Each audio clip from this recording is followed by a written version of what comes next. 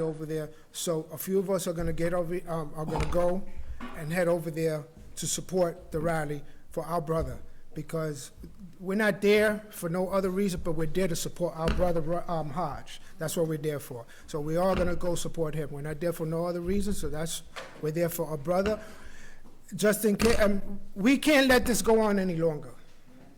Our letter carriers are suffering out there every day, so we got to continue doing what we do every day to make sure our letter carriers are protected. We got to reach out to our leadership up above, the Congress, the Senate, whoever, but we have to make sure that our letter carriers are protected every day. We're the first and the last mile of the United States Postal Service. Without letter carriers, there ain't no post office. I always say that. So listen, I'm not going to hold on that much longer. We do have gear here for the CLC. If anybody's interested in donating any gear, please. See the young lady? Where is she? Right here. This young lady right here, right? You can see her. We're also taking donations. You know, for an election, we have to spend money. I understand we always ask, but listen, for an election, it costs a lot of money, and we need to put the right people in charge to put this union back where it belongs. We were the strongest union at one time. Right now, we're folding. But you guys spoke when this tentative agreement was shot down. When you guys shot down this tentative agreement, that means that you guys are tired and you guys need the change. So that means kudos to you guys for what you guys did.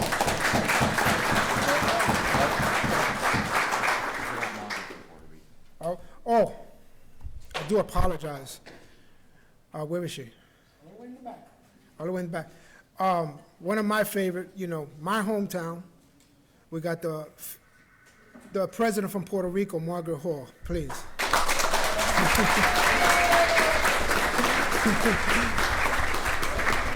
I can't forget that, because, you know, if I forget that, I'm not welcome back in Puerto Rico. So I do apologize. So we're going to go out. We're going to also, anybody that's not registered to the CLC, you could be the supporters or endorsers. We are going to have someone that it's a quick, takes less than a minute. So please, it will be great if anyone could sign up for. We also have business cards with a QR code in the back, but we'll help you out. We're going to have someone set up in here. We're going to be here all day. You guys, this is your home. My doors are open to you guys. Branch 41 membership open the doors to you guys. So this is your home. You guys are welcome here.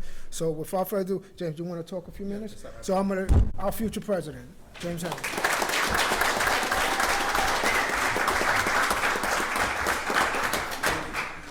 Good morning. Good morning. Good morning. Good morning. It is really good to see you guys. You know, as my man here, John Cruz, was saying, that you being here signifies just how involved you are and how important this moment in time that we are. And before I get started, I do want to take the opportunity to say thank you to John Cruz, President Cruz, that is, and the entire Branch 41 for hosting the CLC training today. It has been, you guys have been on the front line from day one, and we truly, truly appreciate it. Thank you very much.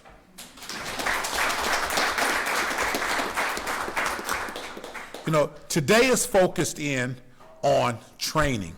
One of the things that, if you read the platform on the concernlettercarriers.com, one of the things that I place emphasis on is making sure that education is at the forefront of ensuring that letter carriers, not just the leaders and not just the stewards, but letter carriers in and of themselves are educated. So today, the education and the training that you're going to get is structured so any letter carrier on the workroom floor will be able to identify and understand what the rules are concerned governing the dignity and respect, which Paul Marks and Richie Ray are going to be putting on, and then route inspection, office time, situation that Corey Walton is going to be putting on as well. One of the things that is important is, as I said, we're as strong as our weakest link.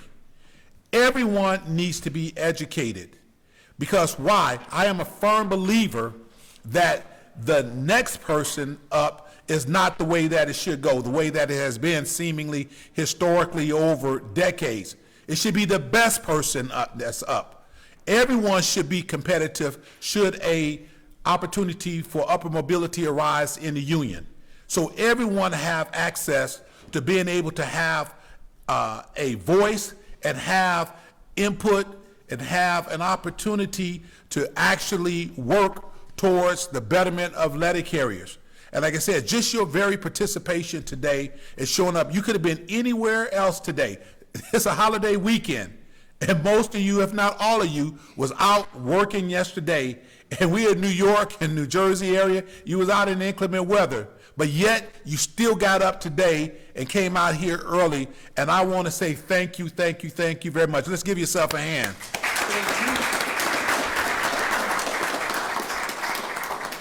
This is not the first, nor is it going to be the last of the CLC ensuring that training and that the membership and letter carriers are put first and foremost and that they are educated to the extent possible.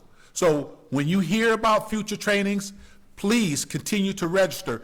Please continue to reach out to other letter carriers and ask them to also participate and come forward and attend trainings wherever it is that we may have them at. We're going to be having them around the country, and we have access through our Zoom, and we will be placing this information and this training also on our YouTube and all our social media sites. But the fact of the matter is here is that it's not what you say, it's what you do that tells the story. And when we say that we take education very seriously, that's what we are demonstrating here to you, that you are important. Because again, your knowledge is what makes the difference on the workroom floor. It's not going to stop management for acting up. It's not going to stop management for violating the contract. But what it can do is minimize some of that. And if it doesn't minimize it, at least we have letter carriers out on the workroom floor that identify and can recognize when a violation occurs and knows how to deal with it. So with that being said here, we are ecstatic that you're here, and we look forward to many more trainings and many more interactions from this particular point forward. And without further ado, where's John at? You there? We're going to have Corey. Without further ado, the man that has coined the wolf with me. I have people still calling me James Henry. They be like, the wolf.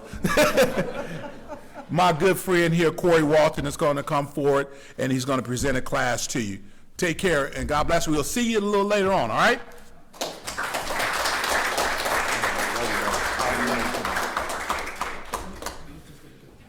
You want that? The wolf.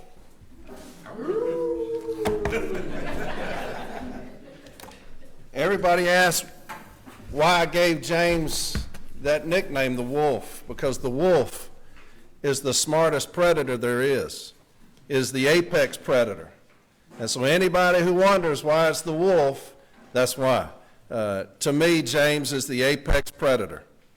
If you look at his history, as far as arbitration, that's the apex predator.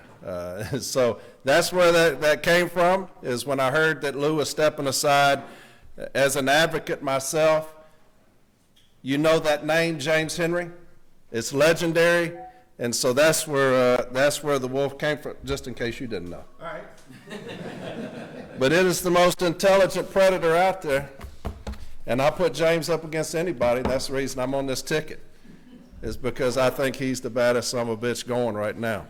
And he will be the next president, there's no doubt. Thank you to this branch, to John Cruz. I love that guy like a brother. And I love coming up here. He always takes care of me and my beautiful wife, Tracy, back there. If we give her a round of applause. You all stand up, baby? Let her stand up? Okay. But I love coming out to Brooklyn. I love coming to this branch, seeing my people. Y'all have always treated me fantastic. And so I love coming out here. We're going to do some training today. It's going to be some boring training, which is what I like. So get you some coffee. It's going to be 6-day count. There's nothing more boring than 6-day count training. But we're in the midst of it right now, in the midst of 6-day training. It is the ultimate battle of good versus evil when we're dealing with 6-day counts. Management obviously wants to steal as much as they can, and the city letter carrier, we're tasked with saving as much as we can, right? And so we're going to talk about minutes today. Most of your 6-day count training is geared towards shop stewards, how to protect routes, what to look for when you're dealing with Section 2 of the M39 handbook. Most of those things are geared towards shop stewards. What are we looking for when we get our data, when we get everything at the end of the 6-day count, when we request things? What I want to talk about is the city letter carrier. What can we do to help the shop steward? What can we do to save minutes? And that's what this training is all about, saving minutes. These are things that I've been dealing with 6-day counts for years and years and years. Some of the things that come up most when we deal with 6-day counts that management attempts to steal from us is what we're going to talk about today when we're talking about saving minutes. And so that's what this training is geared towards, is saving minutes. How can we save minutes as far as city letter carriers? Things that management will tell us we cannot do when we get into 6-day counts. You always want evidence, proof. And that's what you're going to have today, is we're going to have evidence and proof, things that we can turn into management when they say you can't do those things, which they will attempt to do. They're far advanced in their training. That will change once the CLC takes over. But as of right now, we have buffoons that are running this union, and we are miles behind management when it comes to training. That's one of the things that attracted me to James Henry so much, is that he told me that training is numero uno. Well, that's me. That's what I love. I love educating. I love training. I love my carriers being more educated than management. When I first became a shop steward, I wanted to make sure that I was more educated than those I went into the room with. I wanted to be the alpha in the room. And I quickly became that, because every day I looked at the M39, the M41, the JCAM. I would look at all the EL handbooks, as boring as that sounds, because when I took on that task of being a shop steward, I always told myself, I wanted to be the best that's ever done it. Now, I wasn't the best that's ever done it, but I'm still striving to be that. And when I became the Formal A for Nashville, I said, I want to be the best that's ever done it. JB is much better than me, but at the time, I wanted to educate myself so that when I went into any setting with management, I was the alpha in that room. And so as carriers, we need to educate ourselves so that we're never taken advantage of when we're on that workroom floor. There's nothing more important to me than making sure my brothers and sisters are educated, so that any manager that comes into that room and into that office that tries all that bullshit they try to do, my carriers are educated and they understand how to protect themselves, right? So that's what we're going to deal with today. I'm not advanced, so I don't have a PowerPoint. I have handouts. So I apologize, but we're going to go through these handouts. I hope that it's in order. I sent it to John, and I hope that it's in order. If not, we'll fight our way through it. Everybody have a handout? Anybody not?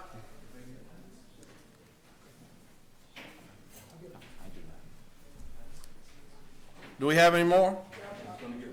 Okay. I'll wait until everybody gets one.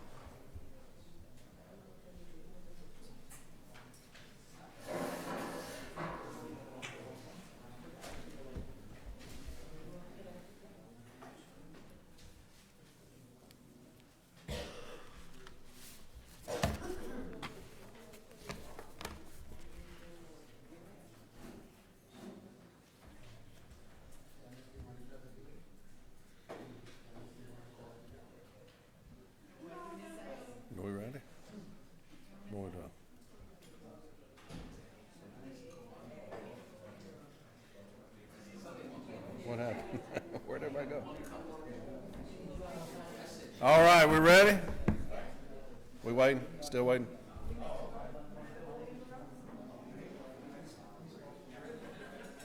Everybody got a handout? All right, here we go. What I'm going to do is I'm going to go through a chronological order of our day. Things that, while I've done 6-day counts in the past, things that management will attempt to take from us. All right? And so these are the, I guess you would call the vital few. These are the things that come up the most or have come up the most while I've done 6-day counts, whether through arbitration, my station, back when they did 6-day counts years ago. These are the things that came up the most that management will attempt to take from us. They go to Dallas and educate themselves on how to steal from us. And so these are things that they come up with, attempting to steal from us. These are things that we would put in a case file if we grieve those things. And a couple of these things, JB grieved out of my station this last 6-day count that they attempted to do. And so these are kind of the common things that you will see that management will attempt to take from us, all right? The first page, you should have the 1838C. If you've never been, who's never been through a 6-day count before? Few? The 1838C, this is the form that we're going to have every morning, all right? I'm not going to go over this entire form. I'm going to go over 2 lines, 22 and 23. If you look over on the left-hand side towards the bottom, you'll see 22 and 23. 22, waiting for mail office and other office activities not performed on a continuing basis, which are excluded in computing the net office time. Use comment section. And then down below that, 23, counting mail and filing out Form 1838 worksheet. The reason these are so important is because any of that time you see on the right-hand side column, it goes against you. It counts against you, right? If you're using any 22 time, 23 time, those things are deducted from your day. And here's where a lot of carriers screw up. If you look over on the right-hand column, it says actual time entries on the right-hand side. You see several 23s. Down at the bottom says 23, you got 17 minutes. Do y'all see where I'm at? Yes. If you add up all those 23s during that morning, it's 29 minutes. Why is that important? If you go out and do your route, and you finish your route in 8 hours, and you think that you've done well, you have lost 29 minutes. You have got to make up that time. A lot of carriers screw themselves because they'll get out there, they'll take their time, get back in 8 hours, and forget that they're 29 minutes short because those times come out of your route. Does that make sense? Yes. Make sure when you go back, if you are in a 6-day count coming up, to educate your carriers, because one of the biggest issues we have as shop stewards is when the time comes back and carriers say, man, my route was 30 minutes short. There's no way. I got done in 8 hours every single day. Forgetting that that time is deducted from you every single day. All right? So that's number one. Next page. Again, this is about saving minutes. These are things that management will discourage you from doing. This is the reason we have documentation in front of you to justify what we're doing. Should be Handbook EL 801 down at the bottom right. Is that where you're at? Yes. You see at the bottom, motor vehicle safety rules. 354, y'all see that? Yes. Motor vehicle safety rules. You, and what's the next word after you? Must. Must. That's a mandate. Anytime you see that, that is a mandate. That benefits the city letter carrier. It's not optional. It doesn't say you may, or you might, or you should. It says you must. You must ensure that motor vehicle operators follow all motor vehicle safety rules, including those listed in A through Y. And we're going to talk about this first one. A, comply with Notice 76, Expanded Vehicle Safety Check, which requires daily vehicle safety checks. That is a requirement, right? So you must do these things because it's a requirement to do so. That's strong language if I'm going to arbitration. If they say that you don't do it every day, you're not going to, I must do it. I'm required to do it. Next page.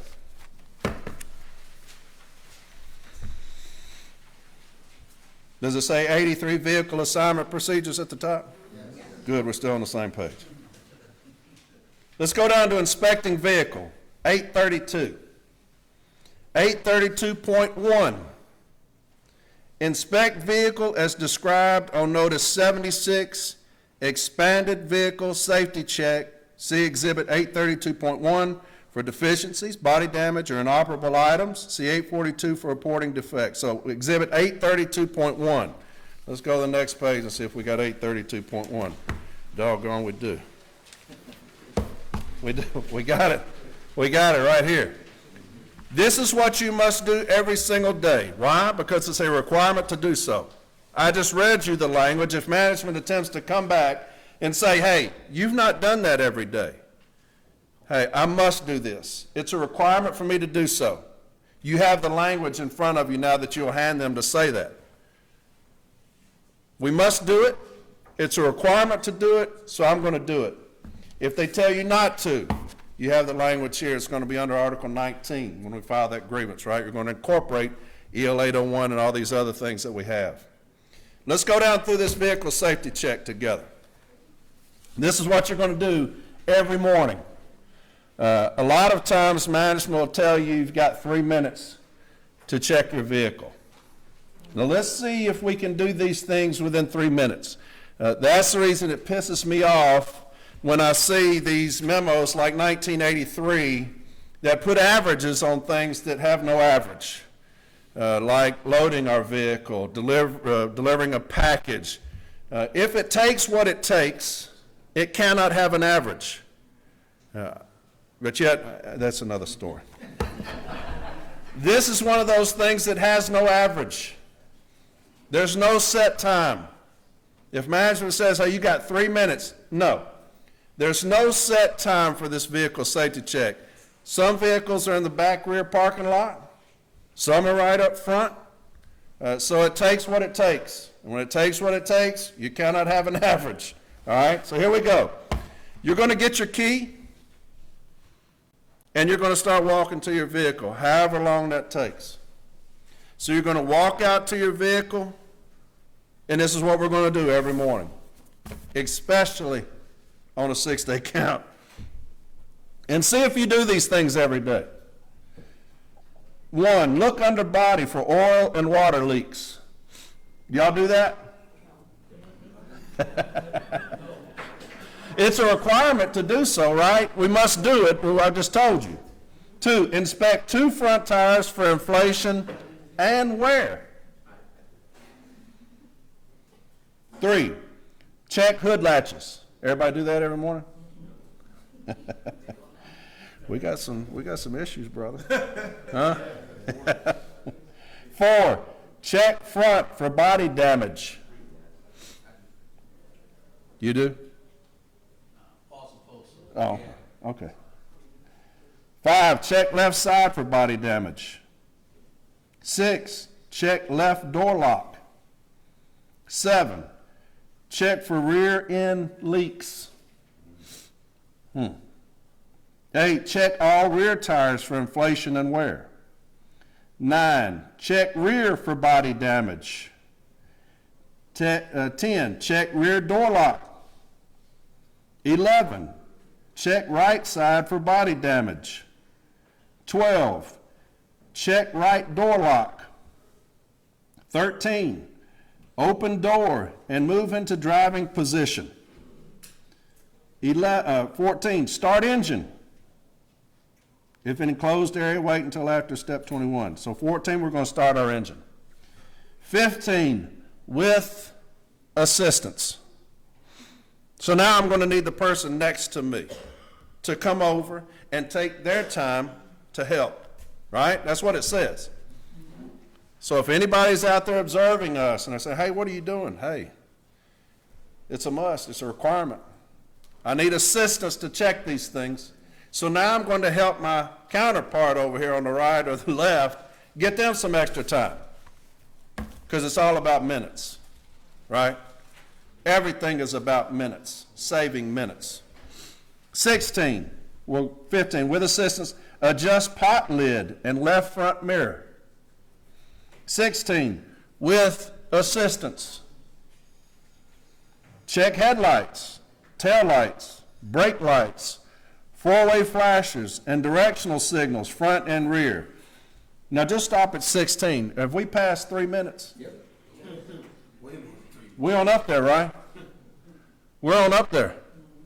17, adjust right side rear view mirror. 18, adjust center rear view mirror. 19, check steering wheel play. 20, check your accident report kit. 21, check your window locks. 22, check windshield wipers and washers. 23, check horn. Let's go to 24. They're trying to help us out, right? They're trying to help us get some minutes. 24, check gauges. Gas gauge requires what? 30 seconds. 30 seconds for warm up. Did y'all know that? Huh? We're saving minutes, right? They're giving us 30 seconds right there on that 3 minutes they keep telling us about. Check gauges. Gas gauge requires 30 seconds for warm up. 25, check foot brake. No more than 2 inches free play. 26, check your handbrake. 27, check seatbelt and fasten. Then you got to notice how it's directional. You're supposed to go around the vehicle right to left, left to right if you got a left drive. So there's your vehicle safety check. That is a requirement that you must do every single morning. That's minutes. That's minutes. When we're talking about saving minutes, there's you some minutes, right? You're going to walk to your vehicle. You're going to start from 1 and go all the way down to 27 every single morning. And you can take this with you. You can take this out with you while you're going to do your vehicle safety check. There's nothing wrong with that. Some places, I know my station has the little card, if you've ever seen it, with the 26 things on it, 27 things on it. Do it every single morning. Get used to it. Get used to doing it, because this is saving minutes. All right, next page. 63, route procedures. Is that where we're at? A lot of times management, especially since we're package generated now, our revenue is coming off of packages, we're losing volume, and we're getting more and more and more packages. Management does not want you to do these things, and these are one of the things they attempted to do at my station. The knock and drop. Take it up there, just lay it on the porch. Don't wait for anybody. We filed numerous grievances over this.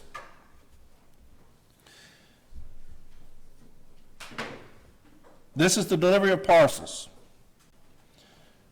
I know that under 1983, these memos, they gave a time it takes, which, brother, let me tell you, when those times came out, you realize just how incredibly stupid we are for putting an average on package delivery.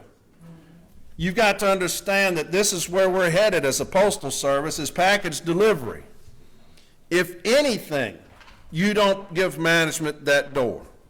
You don't give them that opportunity to say it takes this amount of time to do a package. This is the ultimate, it takes what it takes. This is minutes. This is minutes. You've had so many district managers come out after 1983 came out, the memo, telling their counterparts, their subordinates, you got 3 minutes to deliver a package. You got 2 minutes to deliver a package. The Postal Service and union agreed on it. That was the fight we had to fight. Numerous grievances filed over that because of the incompetence and ignorance of those that would put times on memos. Anyway. Welcome back to Ada Arbitration. I'm not going to curse, though. It is Sunday, right? It is. It's the Lord's Day. It's the Lord. You keep me held in check, brother. I don't need you to have to repent. I've done plenty of it, baby, let me tell you. Package delivery. This is where we're going to make our time. This is where we will cripple management in a 6-day count if we do it right. Okay? I'm going to give you plenty of things right here to save minutes. To save minutes. Route procedures. 631, delivery of parcels. Now these are things just like the prior thing, these are musts, right? These are requirements. This is how we're going to be a better service to our customers, because people don't want to come down to the station and pick up their package. They order something, they want us to deliver it to the door, right? We will not fall into that, what the Postal Service does as far as crippling our service. It's always about the customer. I don't care about management or their numbers. I care about the customer because they're the ones who are going to keep me in business. All right? So delivery of parcels, 631.1. Determine if someone is available at the address by ringing the doorbell or knocking on the door. 631.2, while waiting, right? While waiting. That means we're going to wait on that customer to come to the door, whether they're stepping out of the bathroom, out of the shower, hang on just a second, I got to get dressed, whether they're out back in the backyard, we can see them back there. We're going to wait on that customer to come to the door. Why? Because we're told to do so right there. While waiting for customer to respond, scan the parcel to verify whether A, receipt is required, B, postage due or other charges are to be collected, C, a return receipt is requested, D, delivery is restricted, E, the carrier release endorsement is used. 631.3, prepare receipts as explained in chapter 2 and 3. Let's go down to 631.5. If the parcel cannot be delivered for any reason, follow the procedures in chapter 3. All right? So that tells us what? We have got to go to that door. So wherever that is, however long this driveway is, especially if you don't know there's a turnaround in that driveway, because we cannot pull up and back out, right? If there's no turnaround, we're going to walk that package up to that door. We got 100 and some, 200 and some packages a day, right? We're saving minutes right here. We're going to walk that package up to the door. We're going to ring the doorbell. We're going to knock on that door, and we're going to wait. There is no set time at waiting. We're going to wait for that customer to come to that door. Why? Because they ordered this package, and they want this package delivered.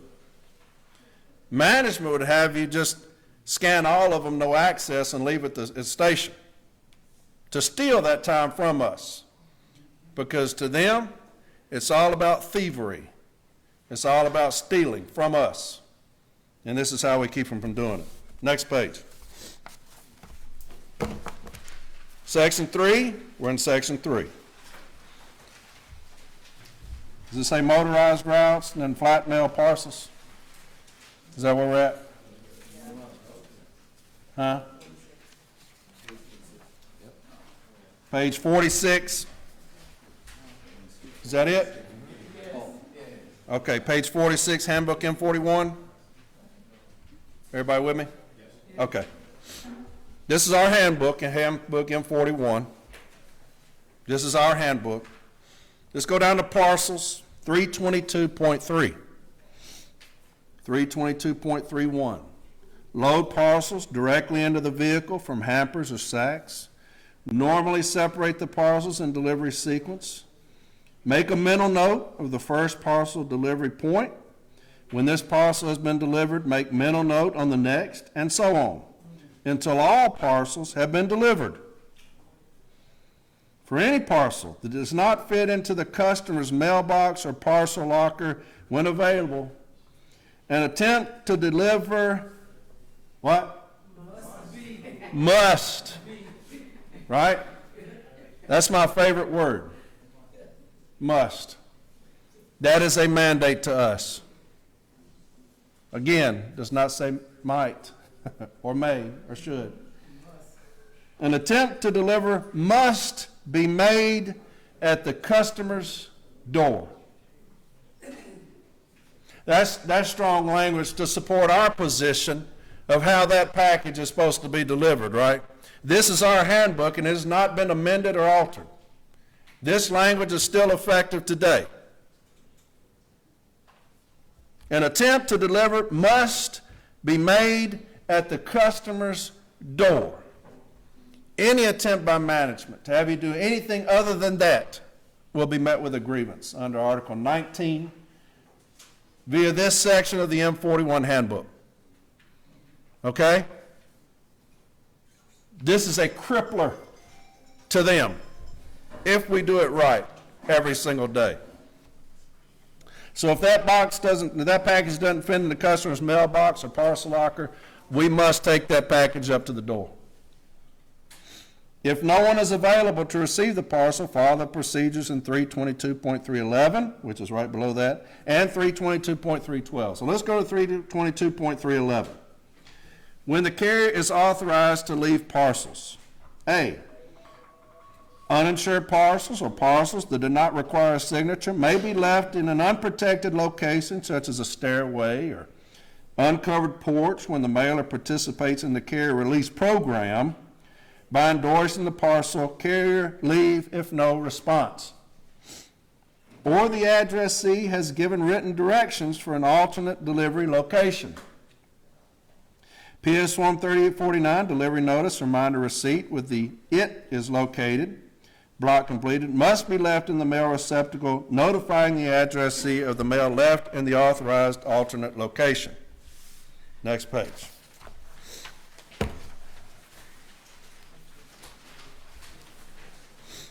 B, by following the mailer's or addressee's instructions, the Postal Service provided customers with a more convenient way to receive parcels. Carriers are not liable for loss or theft where these instructions and postal regulations are followed. C,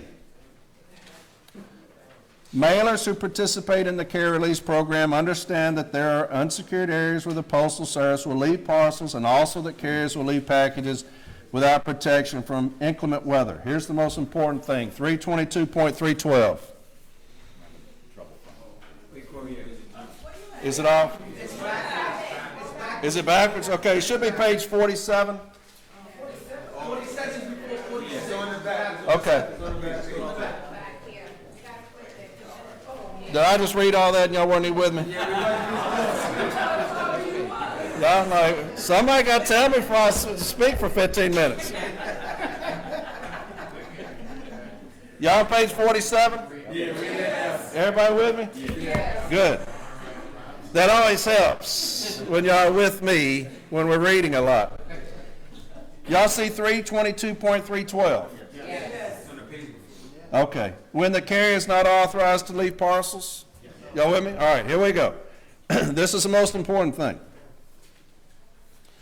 When someone is usually available to receive parcels, when an uninsured parcel, a parcel not requiring a signature, or a parcel that is not part of the carrier release program is not delivered on the first attempt, and the carrier knows that someone at the address is usually available to receive parcels, do not leave the PS Form 3849, delivery notice, reminder receipt. Write the date and the carrier's initials and route number near the address and return the parcel to the office. Y'all following me on that? Place the parcel in the gurney at the carrier's case. Attempt a second delivery on the next delivery day.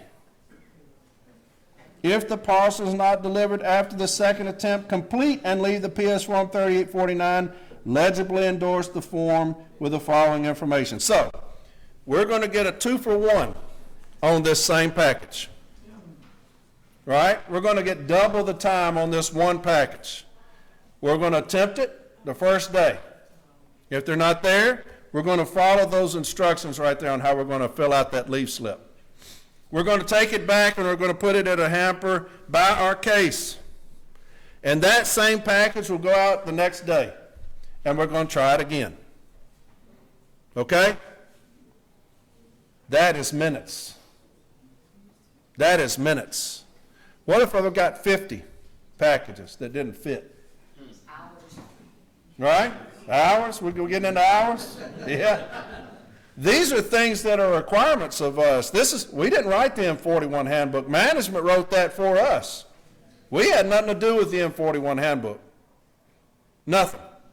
This is management's instructions to us as city letter carriers how we're going to do things.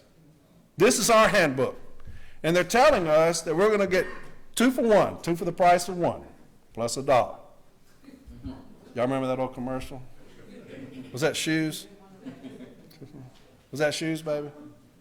No. Did you fall asleep? Did I wake you up? You're not interested in this? So anyway, we're going to take that package out. Nobody's home. And we're going to put those things on that leave slip. We're going to bring it back, put it in our case, and the next day we're going to do it again. Okay? Management cannot tell us not to because they wrote this. They told us how they want us to do it.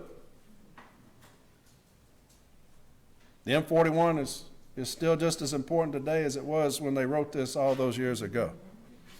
They have no language amending these things. Right? So here's how we're going to fill it out on the second day. When we take it back out there, we're going to put the article number, if applicable.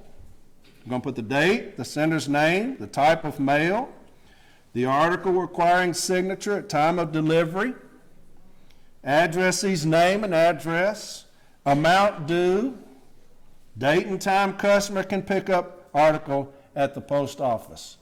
So the first day we're going to put abbreviated information on that leave slip, and then the second day I'm really going to get some minutes.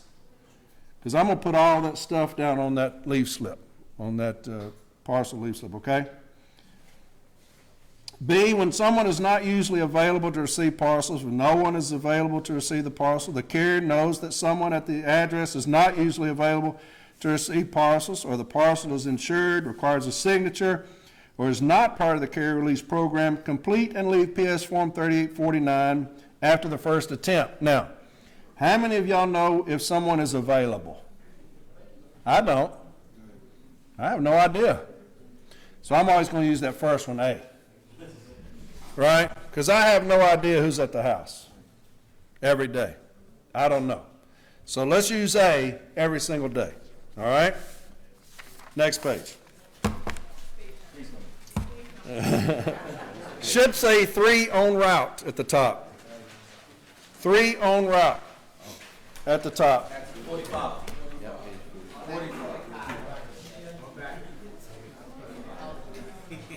Everybody with me?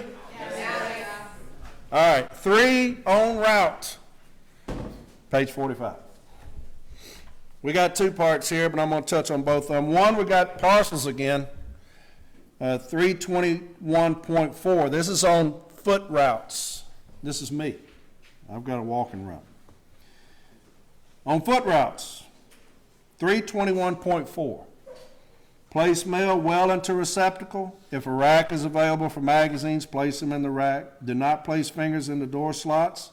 Do not place mail on steps, porches, etc. Note, customers must provide receptacles or door slots for mail delivery unless a business place is open when carrier arrives. If a parcel does not fit completely within the mail receptacle or parcel locker when available, determine if someone is available at the address by ringing the doorbell or knocking on the door. Have we heard that before? They're going to keep telling us how to do that. They're going to keep telling us how they want us to do it.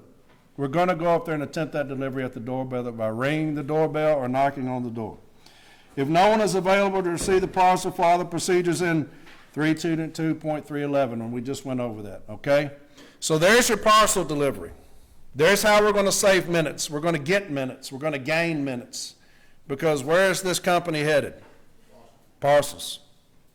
We're going to make sure we're going to get that time for those parcels. They're going to send me out there with 2 hampers of parcels. I'm going to get those minutes. I'm going to do exactly as management has told me to do in the M41 handbook. That is my requirement that they're going to say, because if I violate the M41, they're going to use that against me, right? So I'm going to do exactly as they want me to do every single day. That's how I'm going to deliver those parcels, and I'm going to get those minutes. I'm going to get those minutes. Here's another one. Extremely critical in making minutes. Fingering mail. And y'all may think, how can I save minutes on fingering mail? I'm going to show you how you're going to save minutes on fingering mail and the importance of fingering mail. Down below that, the parcel section, do you see 321.5? 321.5. Finger mail. Between delivery stops, placing it in order of delivery, see 133.2. When withdrawing flaps from satchel, observe and remember address of next piece to avoid backtracking. So finger mail between delivery stops, placing it in order of delivery. Now that's a foot route. So when I deliver one box, I'm fingering that mail in between houses. So when I get to that next stop, it'll be ready for delivery, okay? Let's remember that. Next page. Is it page 24? Good, we're back on track. Handbook M39. This is management's handbook. Ours is the M41, management's is the M39. This is management's handbook. Down at the very bottom, 125.6, finger mail. Carriers shall finger mail except when driving or when walking up or down steps or curbs, when crossing streets, or when this would create a safety hazard to themselves or the public. So, if I'm on a mounted route and I deliver this box, I will not touch anything until I get to the next box, right? I will not have mail in my lap. I will not be fingering that mail in between that stop. I'm going to deliver that mail, and then I'm going to get up to that next box, and then I'm going to start fingering that mail for that delivery spot, right? Why is that critical? Safety. And why else?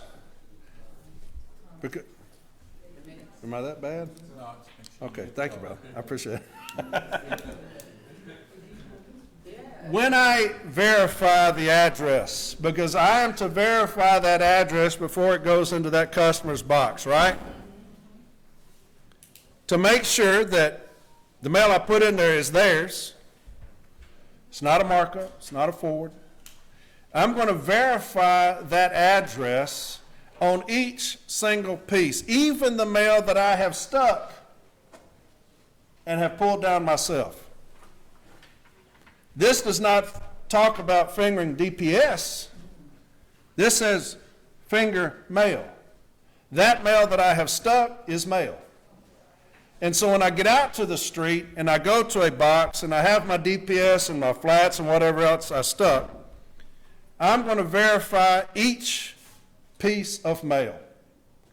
And by doing that, I'm going to look at the name, I'm going to look at the address, I'm going to look at the city and state of each single piece. Why? Because I'm required to do so. So when I drive up, I pull up to the box, and I'm going to talk about what we're going to do when we pull up later. But I'm going to get over to my left, and I'm going to pull up one piece of DPS, name, address, city, name, address, city, name, however many that is. And then I'm going to get to my case mail, and I'm going to do the same damn thing. Why? Because they told me to do so. I'm going to verify each piece of mail before it goes in that box. That's minutes. That's minutes. You want to take away all of our mail? That's fine. You want to put all of our mail in automation and DPS? That's fine. When I get to that street, I'm going to get that time. I'm going to verify each piece of mail I put into that box. Next page. Page 112. M41. Read from the M39, that's management's handbook telling us what to do. Here's the M41, this is our handbook telling us what to do.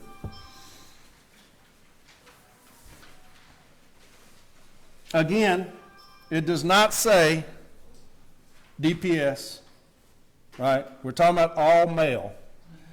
You see fingering, about halfway down, fingering.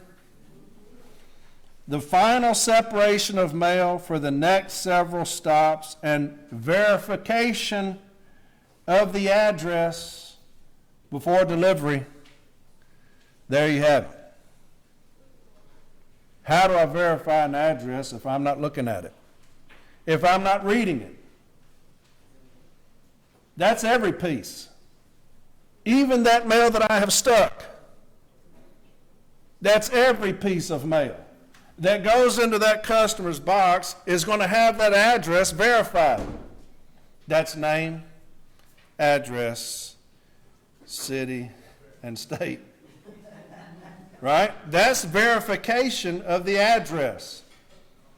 Now, how much time do I have to do that?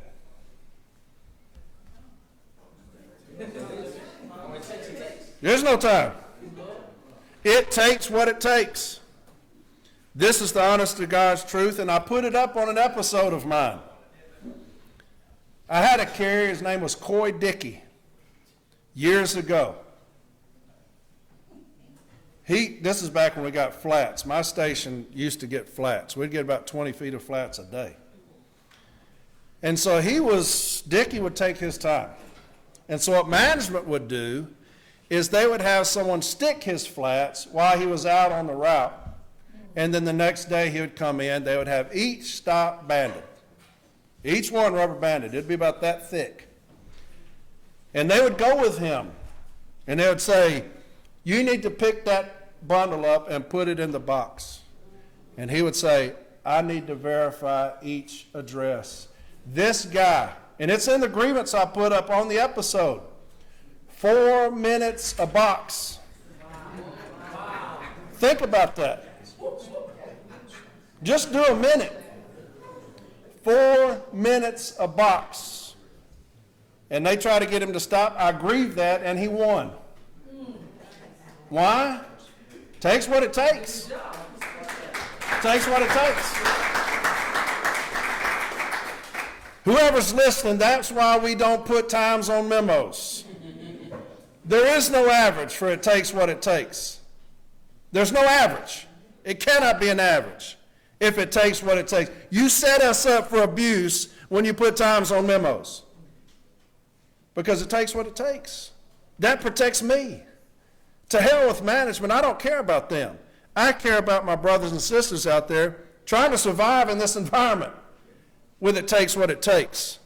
If it takes what it takes, baby, there can be no average. At that box, it takes what it takes. We cannot be pressured or pushed. We're going to verify that address on each piece of mail. Why? because the M39 said it, and my handbook said it, and they wrote this handbook. They wrote it. I didn't. Fingering, verification of the address before delivery. That's all you need. Because this is what management told me to do.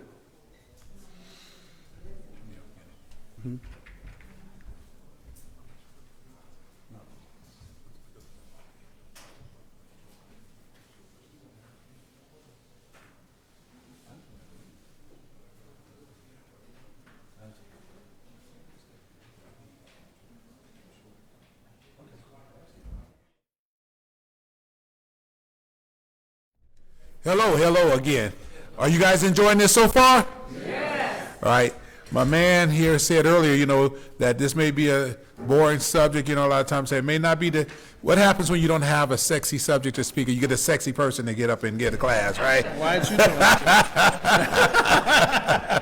Nevertheless, here, Branch 41 and members of the CLC, we want to stand in solidarity with Branch 36, with the brother that was murdered over there in Harlem earlier last month. So a few of us are going to head out over there and support them in a rally, but the training is going to continue right now. We will be back, so please stay here. We would love to have an opportunity to be able to speak with you and continue to be educated.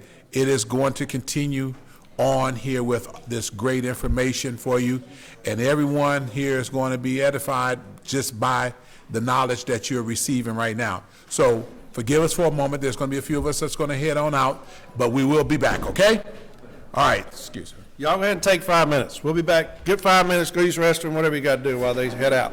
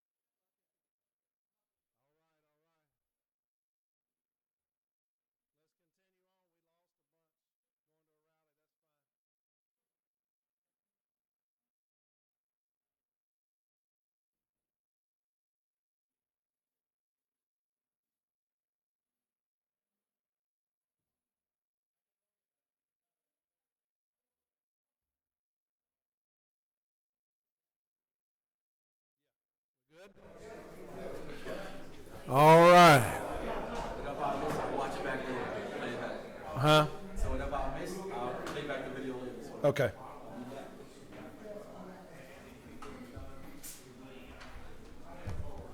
Everybody ready? That's still here? we got Richie Ray in the house, in the hot house.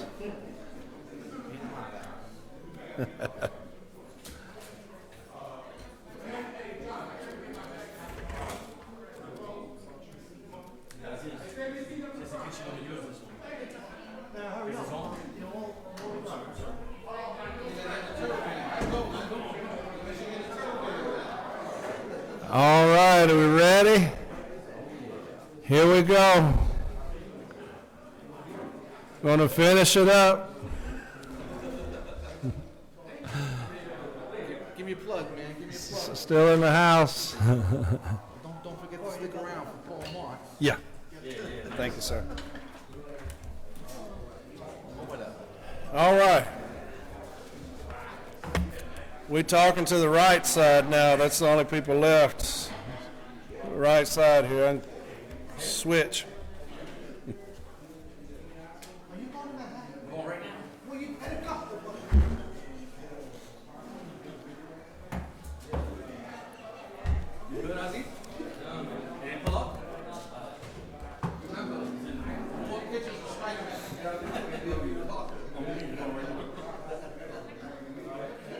All right, let's get back into it, get this finished up.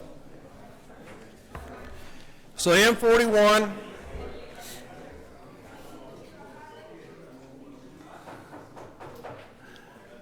where's that gavel? Thank you, Ron. That was aggressive. That was aggressive. All right, so the M41, it tells us fingering mail, the final separation of mail for the next several stops, and verification of the address before delivery.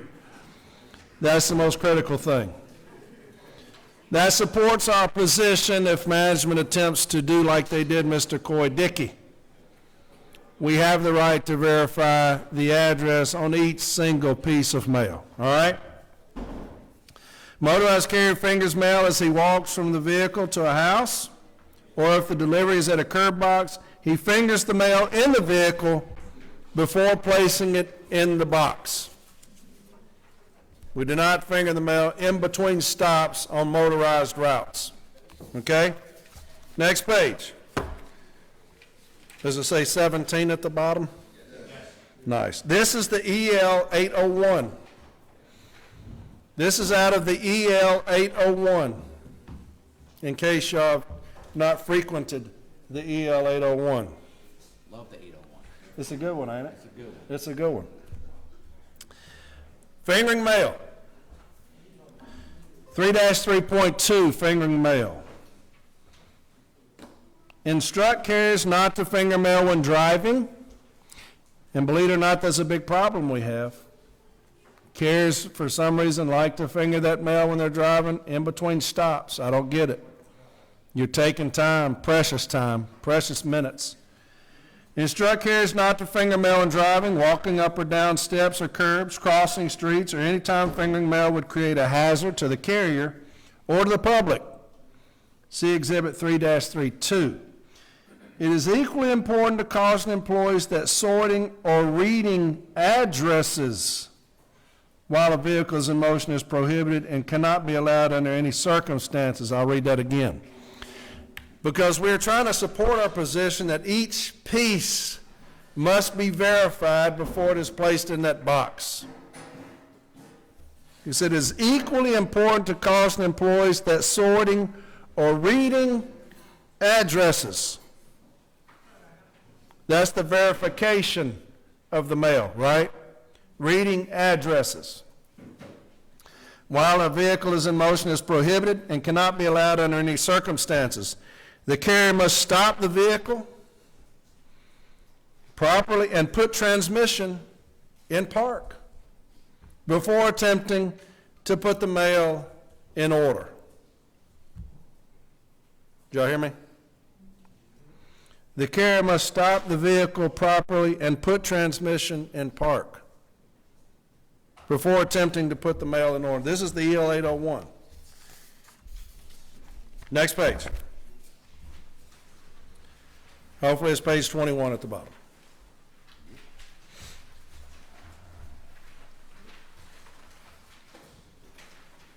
I. Remember that fingering or holding mail in the hand or hands while driving is prohibited. For those carriers that like to hold the mail in the hand in between boxes, or fingering the mail in between boxes if we're on mounted routes. That's a lot of emphasis put on fingering the mail and verification of the address, right? That's a lot of emphasis protecting our position about fingering the mail and verifying the address before putting it in that box. Those are minutes. Those are minutes. Next page. 15, driver's responsibilities. Is that where we're at? This is Handbook EL 804. You like Handbook EL 804? Even better than 801. It's better than 801, right? Handbook EL 804.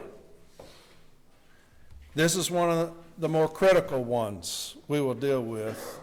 One of the most contested ones we will deal with when delivering our route. Because remember, when you have a 6-day count, they're going to bring in people that have no idea who you are. They've never seen you probably. They've never been on your route. They don't know what you do. They don't know your pace. They know nothing about you. Right? They know nothing about how you deliver. 15, driver's responsibilities, general principles, B. B, obey all federal, state, and local traffic laws and postal service what? Policies. Drive defensively and professionally, extend courtesy in all situations. So this is Handbook EL 804. Again, we did not write this. We had nothing to do with this handbook. But it tells us that we're going to obey all postal service policies. Let's go to the next page. I'm hoping that this is M994 up at the top. M994. I want y'all to read this, and I want y'all to tell me the most important word, because y'all know how I love words, the importance of words. Just read this real quick, and somebody tell me the most important word on this form, on M994. Don't be shy. Take your time. Instructed, not yet. That is a good one, though.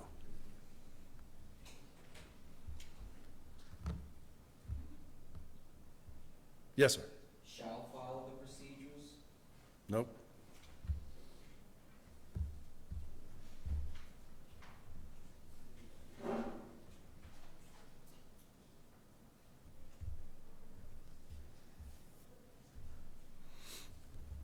Yes, sir. Postmaster is instructed to comply with postal service policy? No, it's just one word. One word. Advising. Nope. Contractual. No, sir. Instructions. Nope. Nope. Improper. Nope. You throw words out there, guys. Postal service policy.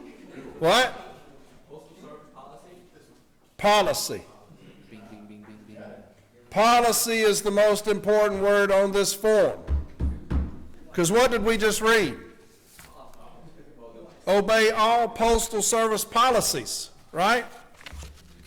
That means you must obey this form. Why? Because this is postal service policy. That's what this is. This is not a suggestion. This is something that you must obey. It is a policy. Let's read it. I'm going to start at the big paragraph. It is our position that advising carriers not to put the gear selector in neutral position at each delivery point on a mounted route was improper. Okay?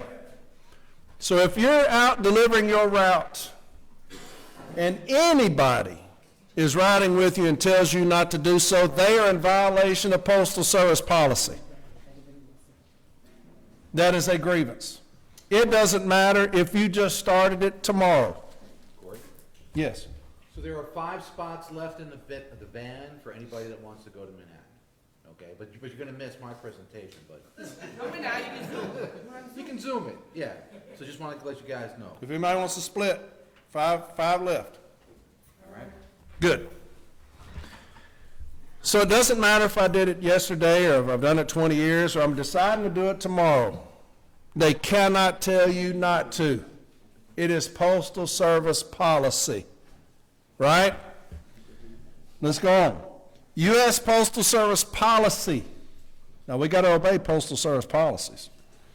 In this regard, provides that employees performing curbside delivery from right-hand drive vehicles shall follow the procedures of, 1, on level streets or roads, placing the vehicle in neutral. That's at every single stop. Placing the foot firmly on level streets or road, placing the vehicle in neutral, placing the foot firmly in the brake pedal while collecting mail or placing mail in the mailbox. 2, on hills, placing the vehicle in park, placing the foot firmly on the brake pedal while collecting mail or placing mail in the mailbox. We find that the grievance in this regard does have merit. By copy of this letter, the postmaster is instructed to comply with Postal Service policy. Now, how important is that? That is Postal Service policy, and this step 4, which is binding, these things are binding to both parties. Step 4. It says that the postmaster is instructed to comply with Postal Service policy. So anytime you're out there delivering mail and somebody is with you and they say, hey, unless you've done that for the last 10 years, you can't do that. Unless you've been doing that all this time, you can't do that. If they say that to you, they're in violation of Postal Service policy. If you're not doing it, they are required to tell you to do it. Why? Because it is Postal Service policy to do so. If I'm out there and I'm delivering mail, not putting it in neutral on level ground, not putting it in park up and down hills, management has an obligation to tell me to start doing it because it's Postal Service policy and we must obey Postal Service policy. That's what I just read. Okay? So that's one of the big things where we're going to get them. If you're doing it tomorrow and they ride with you and they say, if you've not done that starting yesterday or for any period of time, you're not going to do it, file a grievance. Article 19. Step 4M 994. Management has violated Postal Service policy by instructing me to do things other than that. Okay? Next page. Here's another big one. We talk about it all the time. M1444. Is that where we're at? M1444. And I'll start at the big paragraph in the middle. Daily piece counts recorded in accordance with the above referenced systems, POST or DOAS, will not constitute the sole basis for discipline. However, daily counts recorded in accordance with these procedures may be used by the parties in conjunction with other management records and procedures to support or refute any performance-related discipline. This does not change the principle that pursuant to section 242.332 or the M39, no carrier shall be disciplined for failure to meet standards except in cases of unsatisfactory effort, which must be based on documented, unacceptable conduct that led to the carrier's failure to meet office standards. Furthermore, the pre-arbitration settlement there, dated October 22nd, 1985, provides that there is no set pace at which a carrier must walk and no street standard for walking. this step 4 benefits me. It does not benefit management. This is written for me, for the city letter carrier. This is for our benefit only. This is one of the things management has the hardest time with. Matter of fact, I don't know if y'all listened to the episode where NAPS is attempting to give us a street standard. They want this changed. I pray to God my president doesn't give into that. But God, dog, he's given into so much other shit. God. Maybe Corey? Yes. Corey, that's the one that management seems to break at the most. Like when I was being tested, and the guy was telling me, you're going too slow. You're Yes. going 275 per minute. Yes. I kept telling them over, there's no set pace. Yep. So that really, management is really got some other idea over there. Yeah, well, that's what NAPS was talking about now. They were saying that we should have a set number of paces per minute. They want that more than anything because they can control us in the office. They cannot control us on the street. Because we have no set pace. And as long as my buffoon of a president doesn't give in to that, this protects us. This is here for us. There is no set pace at which I must walk. Yes, sir. What to do is, let's say, for instance, they walking you and they be harassing you that you will walk, fast, and then you get to the point that you get exhausted. What do you do in those cases? You're going to file a grievance on them on section 115.4 of the M39 handbook, failing to maintain an atmosphere of mutual respect. And also in your contentions, you're going to put this in there that I have no set pace. You're not going to set my pace. That's exactly what I would do. Back time when I get supervisor from another station, walking me, and I said, it was like 3, but one supervisor from one station, one for the other one, and then I get exhausted and they're being harassed me so bad that I get to the point that I feel, like, he even threatened me. Yeah, And I said, you know what, I don't feel safe. well, that ain't going to happen. Shit. Yeah, that's a grievance. Yeah, well, I'd fire that ass up with a grievance on that. Because, like I said, this is here to protect us. I have no set pace. There's no street standard. It takes this is how I was, y'all won't believe it, but this is how I actually delivered my route on my last 6-day count a few months ago. I had my mail, and this is how I was walking. Too slow. That's how I walked. And the person that was with me, she was like 20 feet in front of me. And I said, it looks like you're trying to set my pace. Oh, no, I'm sorry, I was just thinking about something. I said, no, you're trying to set my pace. Why? I have no set pace. As long as one foot is in front of the other. Yeah.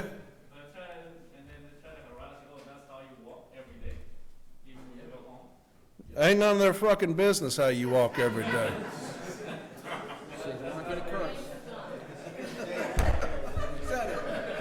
You're not, don't snitch on me.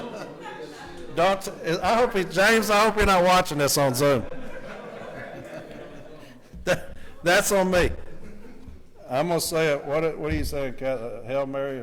I give you a whatever those things you say, I'll go ask for forgiveness later.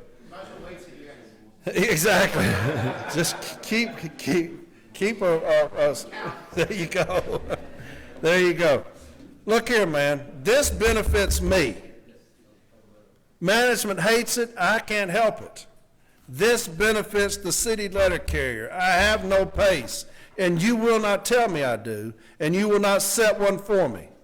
I don't have one until this changes. This was signed, if you see the next page, in 2001. The step for the arbitration we're talking about is 1985. It has stood the test of time. Nothing's been changed. They want it changed, but they can want in one hand, you know what I'm saying, and shit in the other, and see which one fills up fastest. You're not going to give me a pace. And you're not going to harass me and bully me. It's borderline JSOV, especially if they're threatening you. Trying to make the numbers is not the excuse for the abuse of anyone. I believe that's what the JSOV says. Making the numbers, this is exactly what they're trying to do on you, on something that you have evidence of they can't do. Next page, 1769.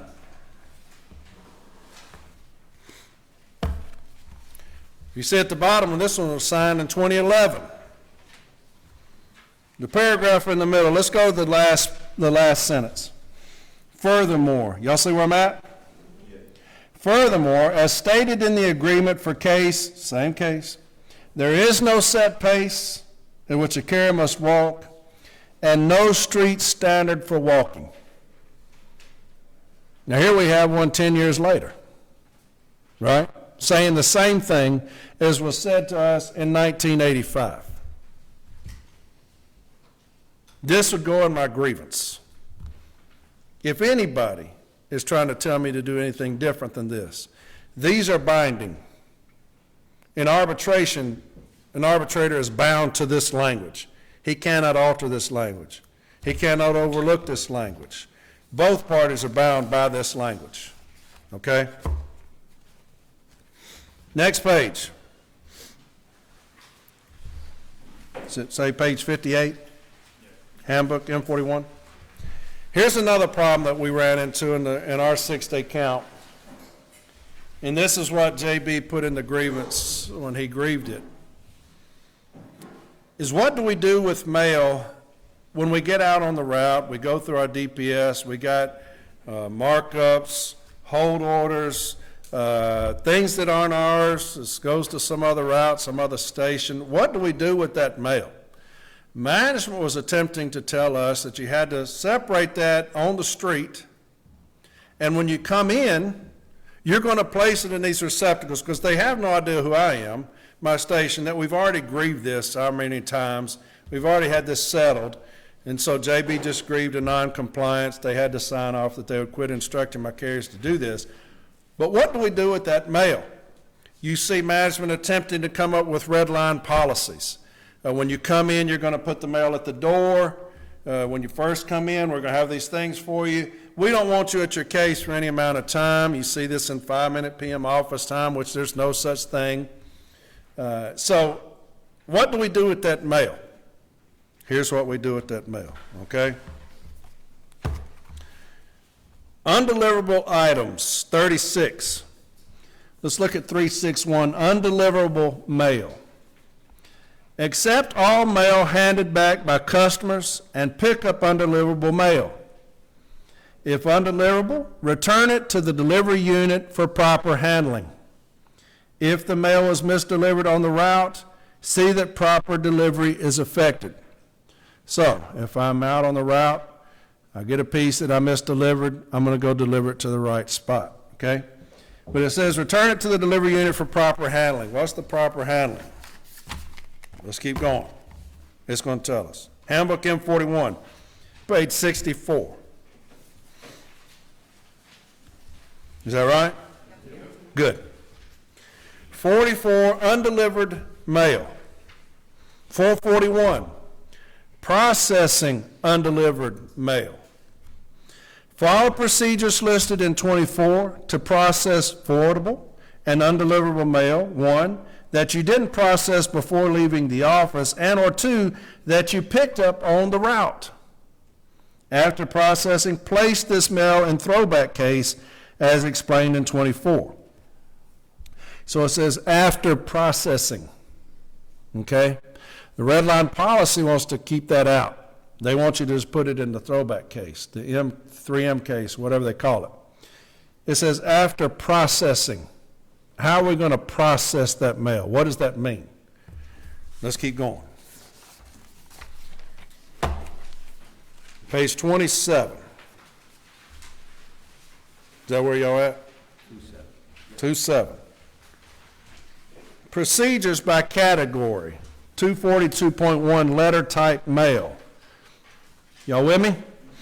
242.11. What does it say? Casing. Now, where do I case mail?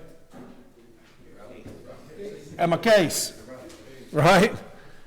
Where do I case mail? At my case. 242.111. What does that say? Case. Now, we've already established where I case my mail. It's at my case. So case removals to appropriate separation. Now, where are my separations at? At my case, where I case my mail. Right? Mine's down here on the bottom right. I don't know where y'all's are at. People are different. Mine's down here at the bottom right, FOE, CFS, whatever. That's where we're going to separate that, okay? Case removals to appropriate separation by size and type. Separations are COAs, entry mail, machinable and non-machinable. 242.112. What's that word? Case. Case removals to proper separation from mail pieces, which are A, undeliverable is addressed, forwarding order expired. B, attempted, not known. C, no such number, no such street. D, other carrier endorsed. 242.12, bundling CFS mail. 242.121, withdrawal mail in the separations. 242.122, deposit in designated location by exit for transport to CFS. So it's differentiating where these things are located, right? It tells you we're going to case these things at the case in the separations. We're going to withdraw that, and then we're going to deposit in designated location by exit for transport. So we always have the red line policy, these things. This is how you beat that. This tells me where I'm going to do that mail, at my casing, in those separations. That means I actually have to go to my case when I get back in the afternoon in the PM. I'm going to put those in those separations, then I'm going to withdraw that, and then I'm going to take that up front, wherever those things are dispatched, right? Corey, where is Yes. it where you endorse the top piece of those separations for the throwback mail? That would be after I finish separating those. Right. Yeah, I'm going to take those out, endorse that top piece, and then I'm going to put those bundles wherever they're at. Another office function? Yes. That you get time for? Yes, yes. That function? Huh? Function. What's the function? Yeah, that would be the PM. You'll see that on the 1838C as well. They'll have those slots for you when you do that. Numbered pieces, endorsed pieces. You're going to endorse that at the top. Those will be a PM function. Okay? Sorry, so you don't endorse those pieces of mail while you're on the street, and then at the end of the day, when you come back, you just throw it in? You're going to bring all those back, and you're going to put those in those separations, whatever they are. Then you're going to bundle those out when you pull them out, and on that top one, you're going to say, this is my CFS. But are we endorsing it outside? Or? No. No. That's what I'm asking. Yeah, yeah. Yeah, I know, because they tell us we're supposed to do it outside. No. We got 10 minutes when we come back. No, no such thing. No such thing. That's it. Yeah, no such thing. Okay? Yes, sir. Somebody else have something? always thought that was a street operation. See? That's what Yeah. they told me. Yeah. When we come, they always want it to be on the street. They did not want us having any office time, so they're going to try to steal that time from us. But I cannot endorse it because it's not separated yet. And we don't separate them on the street. When do we separate them? In the office, at the case, when we're casing. We're going to separate those in the office. And then we're going to bundle those, right? Deposit, we're going to withdraw the mail in the separation, deposit in a designated location by exit for transport to CFS. All of that is an office function. All of it. And they will try to steal that from us like you just said. Do all that stuff. That's what they try to do at my station. They wanted all this shit done on the street. Right. Well, I'd already won that grievance numerous times in the past. But you have these people coming in that don't know us. They've been trained on how to steal from us on these 6-day counts. And then they'll come in and they'll say, you're supposed to be doing that on the street. And people that don't know any better will do it on the street. And my carriers would say, no, we're supposed to do this in the office. Well, I'm telling you to do it here. Well, then they would tell me, JB filed the grievance and we won. Next, you should have the top page of an arbitrator's decision said discussion. Is that true? Yes. This is an arbitrator's decision. It's from Sherry Rose Talmadge, a very good arbitrator. I've been in front of her several times. And if you want to know the C number, it's C32369. 32369, and she's going to address what y'all are just talking about. Okay? She's addressing what we just talked about. This is her discussion. This is what she's telling us after the hearing. And this is what she states, and then that'll be it for me. That'll be done. Discussion. At issue is whether management violated Articles 3, 5, 15, and 19 of the National Agreement when it implemented the Eastern Area Operations Standard Operating Procedure, Red Line Policy. Eastern Area SOP 714. So this is an Eastern Area Standard Operating Procedure. This is what they came out with, their Red Line Policy. And if y'all have listened to me for any period of time, I've addressed Red Line Policy on numerous episodes because they'll try to do it all the time because they steal from us. That's all they're good for, stealing. They're thieves. And so this is one of the ways they try to steal from us is these red line policies. But this is also good for us on 6-day counts. The union met its burden of proving a violation of the national agreement when management implemented the Eastern Area SOP 714, which is in conflict with the language of the M41 and M39, and unilaterally changed an existing past practice. The service argued that in accordance with Article 3, Management's Rights Clause, it has the exclusive right to maintain the efficiency of the operations entrusted to it and determine the methods, means, and personnel by which such operations are to be conducted. And that's a very strong argument for management. Under Article 3, we manage. We're the employer. They're the employee, and they'll do as we tell them to do. Now, that's a very persuasive argument to most, is that, hey, we're the service. Article 3 gives us the right to do that, to maintain the efficiency entrusted to it. And here's the union telling us that we can't. They cannot tell us how to run our business, and that's what they will say in arbitration, and she didn't buy it. Pursuant to that authority, management implemented the Eastern Area SOP 714 in an effort to streamline the process of undelivered mail. And that's exactly what we're talking about. That's what we just read on these pages pursuant to this. However, Article 3 is limited by the express provisions of the national agreement, and that's the language we will always bring in, is they do have the right to manage. However, they have to do that in accordance with handbooks and manuals, right, and policies.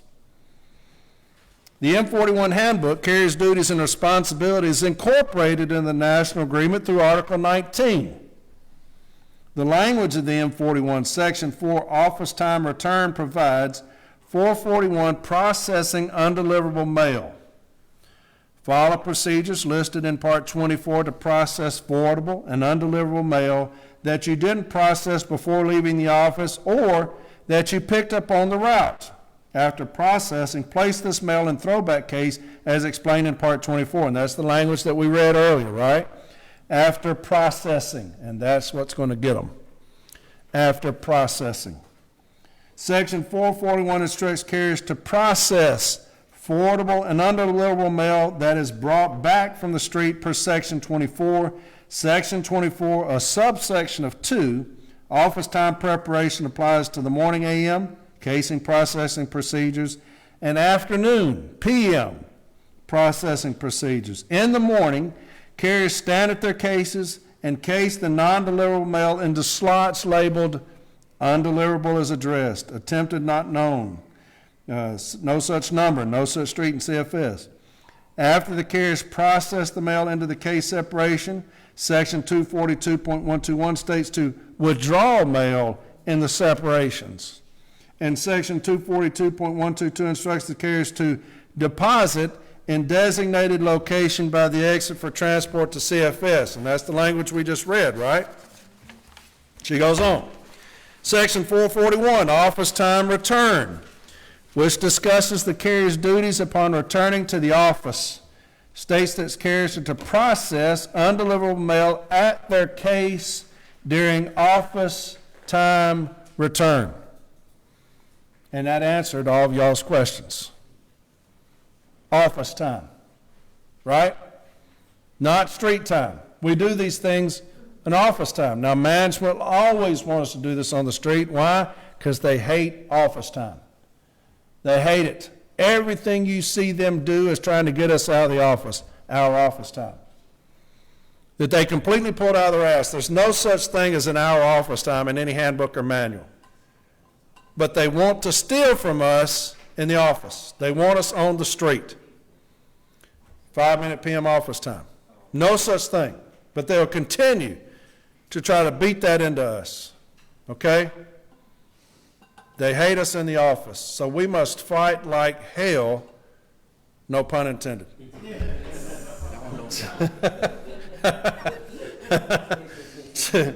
to keep that office time. What we do not do is we do not come into an agreement to reduce our fixed office time from 33 minutes to 20 minutes, if y'all know what I'm saying. We are in a fight every single day with these bastards in management. They are trying to steal from me and my brothers and sisters. What we do not do is help them steal from us, like our president seems to do over and over and over again. We've got to understand the fight that we're in.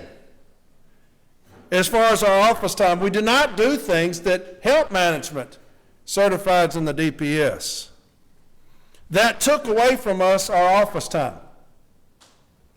That's just another thing that took away our office time. However long it took. If it was 1 minute, it took a damn minute from me. I'm fighting for minutes. Like hell, I'm fighting.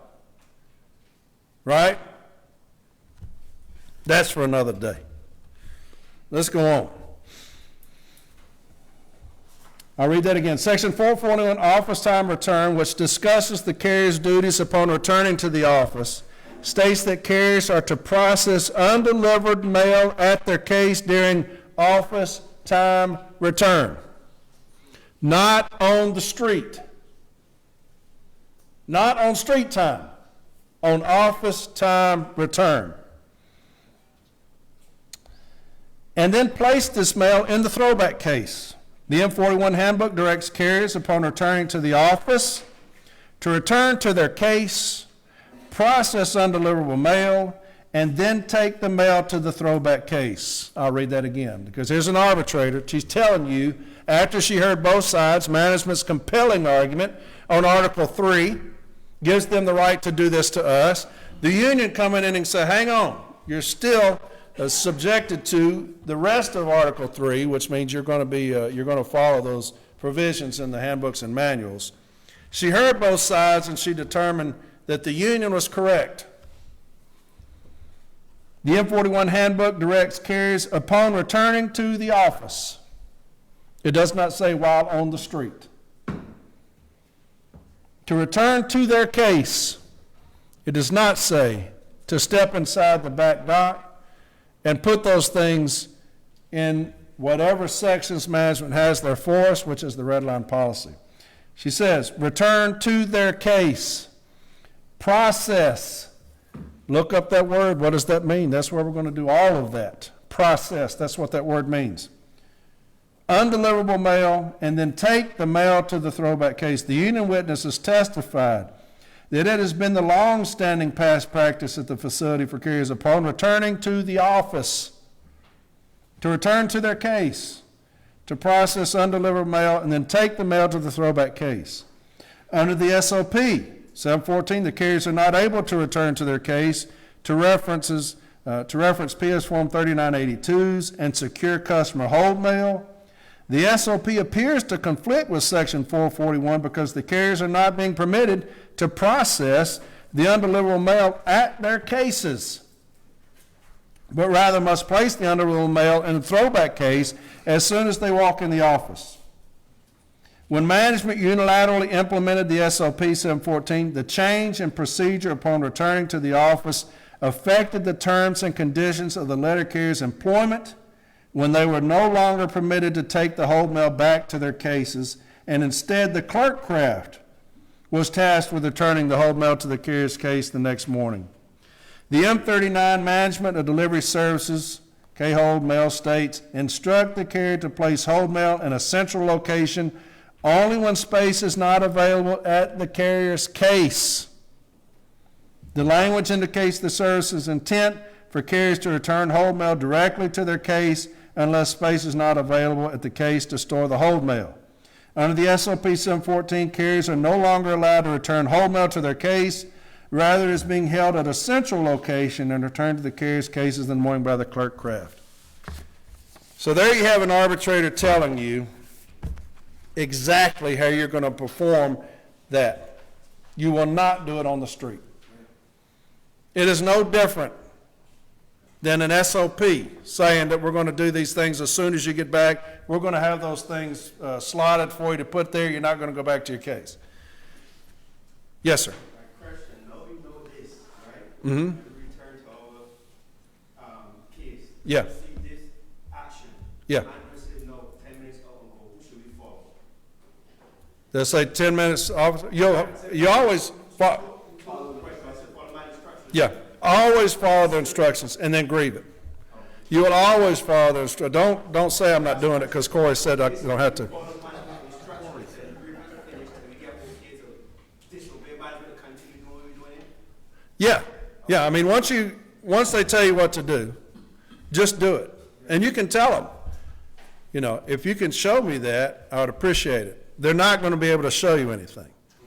But you can say that, say, if you could show me that, I'd appreciate it, because everything that I've read says this is exactly how it's going to do it. It takes what it takes. But if you can show me the 10 minutes or 5 minutes or anything like that, I'd be glad to follow that if it is a step 4 that you've just received, or a B team's decision. It would be erroneous, but anything like that. But always follow management's instructions. Don't get yourself in that. And then we'll file a grievance. That is a very easy win. A very easy win, because it takes what it takes. No matter who puts on paper an average, it always takes what it takes. All right? So always follow the instructions of your manager, regardless of how stupid they are. Right? Because we got some ignorant asses in management, son. Is that another? Is that a half? So that's it for the saving minutes. I know 6-day count stuff is boring as hell. That's saving minutes. Saving minutes. It's what we have to do to help not just our shop steward, but our station. We're trying to save, like in my station, they came in, they said, they had that email from headquarters down to the station manager, and those people performing the 6-day count said they wanted 32 hours out of my station. 32 hours. Now, we've gone through T-RAP, ME-RAP, C-RAP, D-RAP, all those things, and my route was fine. But once they did away with T-RAP, now all of a sudden my station's 32 hours short. You know what they're doing. They're trying to steal. And so I told my carriers, had a stand-up talk, and I said, where are my bottom 3 carriers? So my bottom 3 carriers, because I had an aux, I knew they was going to try to get that. So my bottom 3 carriers came up, and I said, this is who we're trying to save. This is who we're trying to save. Hey, I've been here 32 years. So I'm not going anywhere. You're going to have to take about 20 routes out before you get to me. But these are the ones we're trying to save. That's how you need to think about it, is that these 3 bodies are who we're trying to save, because they're trying to take their routes away from them. And that's how you have to conduct your business every day. I talked to a gentleman earlier who said that they had to go somewhere and get their vehicles and then drive somewhere else to get their packages. Nobody does the expanded vehicle safety check. And so if you look at a station of 20 routes and you're losing that 10, 15 minutes a day, how much total time is that for your station that you've lost? That's what management looks at. How much savings do I have in that office? The savings is us not doing what we're supposed to be doing. The savings is us not doing that expanded vehicle safety check, not fingering that mail like we should, not delivering the packages like we should, not coming back and doing that PM office duties like we should, those are management savings. That's what they want. We can't allow that to happen. Every route lost is a city letter carrier lost. Every route we lose is a brother or sister not having a route, right? Minutes. It's always about the minutes, okay? All right, I appreciate y'all. Thank y'all for being attentive.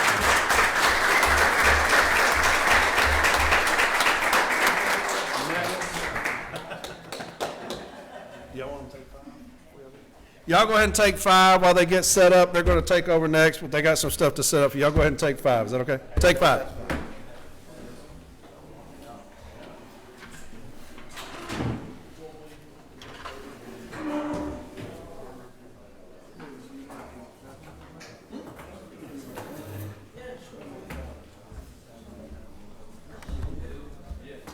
Is my laptop big enough?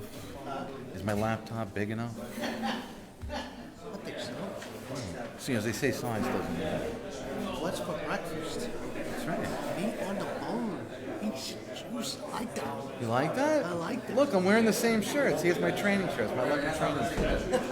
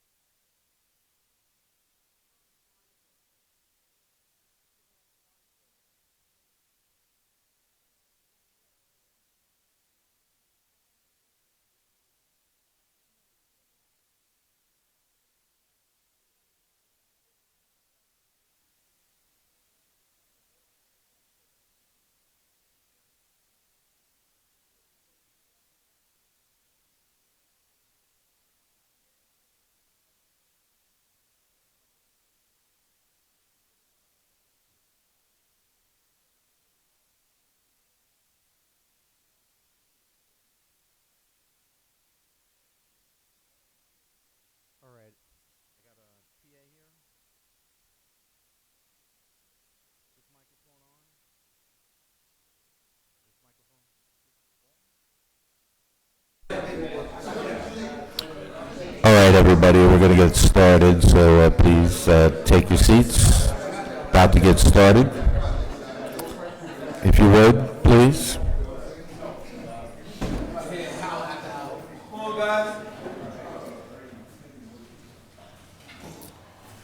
So good morning, brothers and sisters. How about that, Corey Walton, huh? Thank you. Another big hand for Corey Walton. So I don't know if there's anyone here that's not aware, but for anyone who isn't, he has a magnificent podcast from A to Arbitration. And I would like to personally thank him, and on behalf of all the letter carriers and stewards out there, thank him for his job educating everyone so that we can be a stronger union. Thank you so much. So it is a privilege to be here. I want to start out by thanking Mr. James Henry and everyone on the CLC team for asking me to present today. It really, truly is a privilege. And the title of this little project we have here, What's for Breakfast? I didn't know how late I was going to go on. Maybe it should be What's for Brunch at this point. Meat on the bone and patience juice. Successfully combating supervisor misconduct. I will be your chef for this morning. Going to cook up a little meat on the bone and patience juice. I'm going to explain exactly what that means. And for those of you who know me, I have a good sense of humor. This is actually a deadly serious topic that we're going to be discussing. But I'm going to try to make it fun, and I'm going to try to make it entertaining. And I don't know if I should say this, but you know, with the A to Arbitration, sometimes I put that on and I play a little guitar. I'll play some acoustic guitar, some cowboy chords, and with the A to Arbitration in the background, sometimes it sounds like a George Jones song. It's fantastic. I love Corey's accent, really. Okay, so let's get started. Okay, and of course you probably won't ever need this information because supervisors rarely disrespect or harass carriers. Now, you know, sometimes people, they mispronounce my last name. They call me Paul Mark. And I say, please do not leave off the last S for sarcasm. I love the sarcasm, and of course that's very sarcastic because it basically happens on a daily basis. Okay, the ELM section we're going to review, if not the joint statement, is violated on a daily basis. And we're going to get into the details. That's the next slide there, Mr. Aziz. I'm sorry, I should have, right. So there, I actually have that there. And so we're going to dig right on in, okay? You know, one thing I wanted to say about my my last name, Mark. I was at an arbitration last month, and you know, the management advocate actually mispronounced my name, and I, you know, used the sarcasm tag, and he actually tried to insult me by saying that, well, you know, sarcasm is the lowest form of humor. And my retort at the time was, I was like, really? Even lower than slapstick? I was like, huh. But this was coming from a guy who, I swear, he was wearing a black and purple velvet suit that looked like it was the suit that Joe Pesci passed on in My Cousin Vinny. The guy was a clown. So next slide, please. So, in all things in life, in getting what you want, and just navigating life, it helps to understand where the other person is coming from. Why does a person act the way they do? So my son, he's in high school, he's taking AP psychology, and I've explained to him that psychology is basically explains that everything that people do, it's for a reason. It might not be a self-evident reason, might not be clear. It might be a couple of steps removed as to why they actually are acting the way that they do, but they do it for a reason. So this very wise Chinese proverb from the Art of War, if you know your enemy and yourself, you need not fear the result of 100 battles. If you know yourself but not the enemy, For every victory gained, you will also suffer a defeat. If you know neither the enemy nor yourself, you will succumb in every battle. So whoever you're going up against, you want to know where they're coming from. If we have a new supervisor or manager that's coming into Brooklyn, and I know where they're coming from, I'll usually make a phone call and try and get the book on somebody. I remember we had a new manager come to my station, and they said, "Oh, this guy is, very forgetful, and he likes to, cover grievances up by doing changes in tax," and that was his MO. So, but what was his motivation in doing that, right? And he doesn't want to have his grievance on his record. Grievances are like kryptonite to management, right? They hate him. And so he didn't want anything in GATS on his record, but he wanted to settle the grievance. But of course, my beloved branch president at the time, Angelo Mangano, I was a new steward, he said, "You tell that guy to put the GATS," and that's it. So, of course, that's what I did. Okay, the next slide. Why do they act that way? Because it rolls downhill, right? And that you'll see that in a lot of different places, not just the Postal Service, but unfortunately what we see is management personnel, they're treated brutally by their supervisors, okay? And that kind of normalizes that type of inappropriate behavior. And the threats of discipline to be imposed on the station managers if they don't get the results, all right, if that deficiency is not corrected, that encourages them to cross the line, as far as how that affects the carriers to achieve their desired results.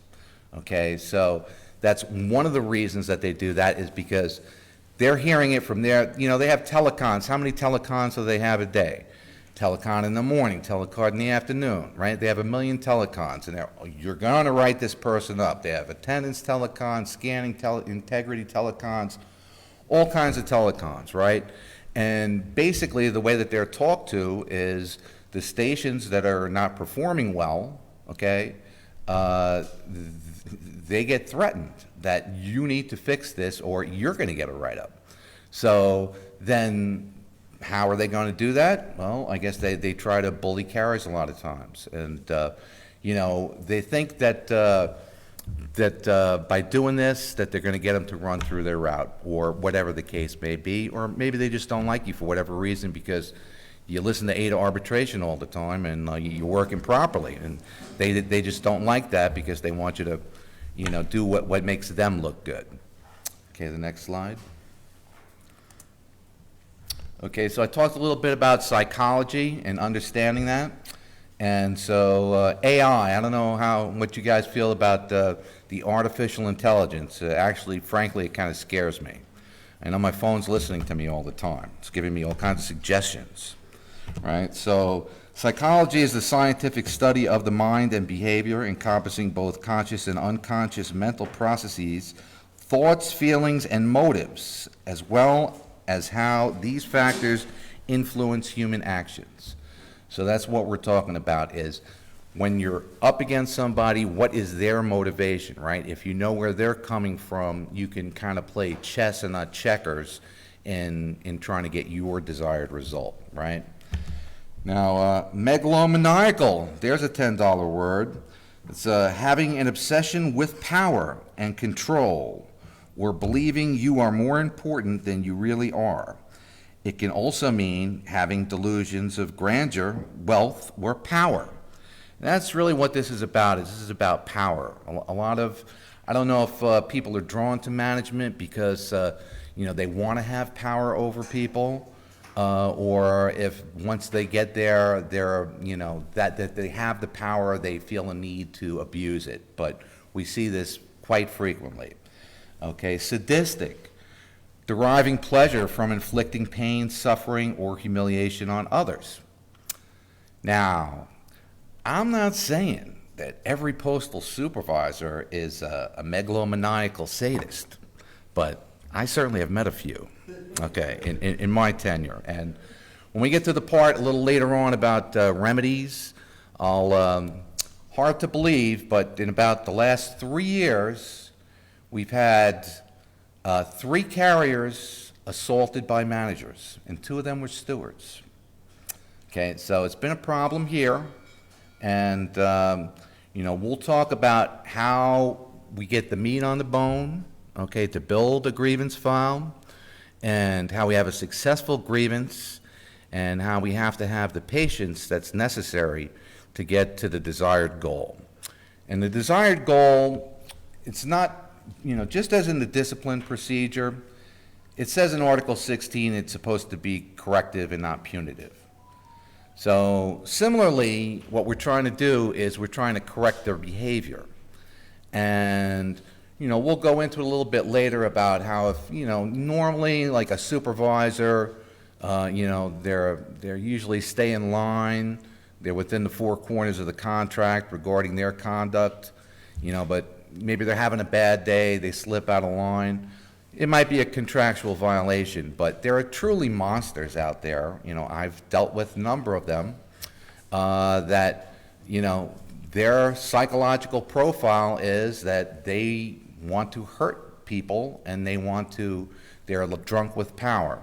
And, I can't tell you how many times we've gotten phone calls from carriers that say, man, I love my job, I love my customers, I love doing what I do, but, I can't stand being in the office. I try to get out as soon as possible, which is, contrary to what Corey was just talking about as far as establishing your office time, right? But they say, like, being in the office is like being in hell, and, once they get out on the street, that's when they're happy, right?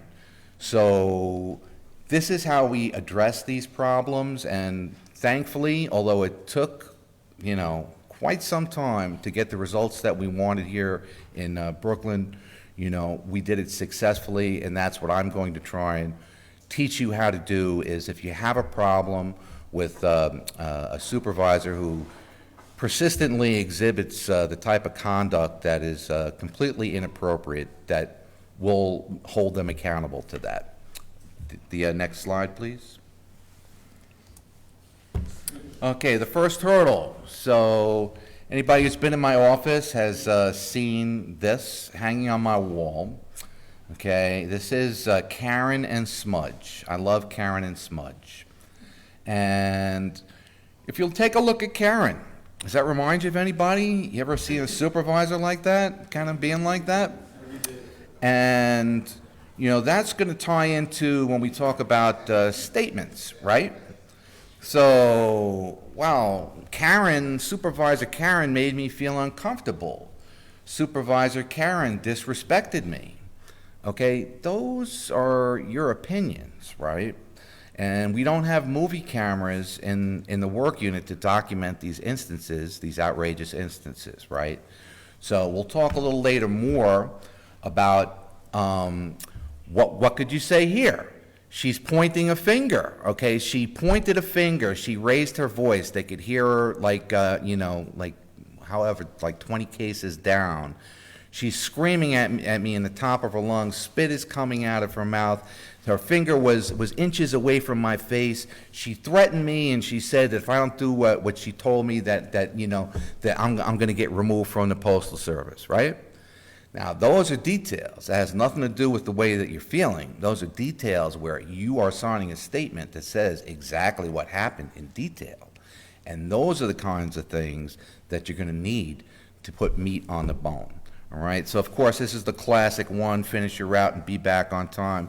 Here's my 3996. So when I first got my office here in 2020, that I had this made and I put it on my wall because it does represent kind of the first hurdle that not only carriers have to get over, but of course stewards, because going back to the Pony Express, okay, we've had this where they try to make you finish your route faster, not give you the time, not be safe, actually, in effect, which we're going to go into under Article 14 and how this creates an unsafe atmosphere.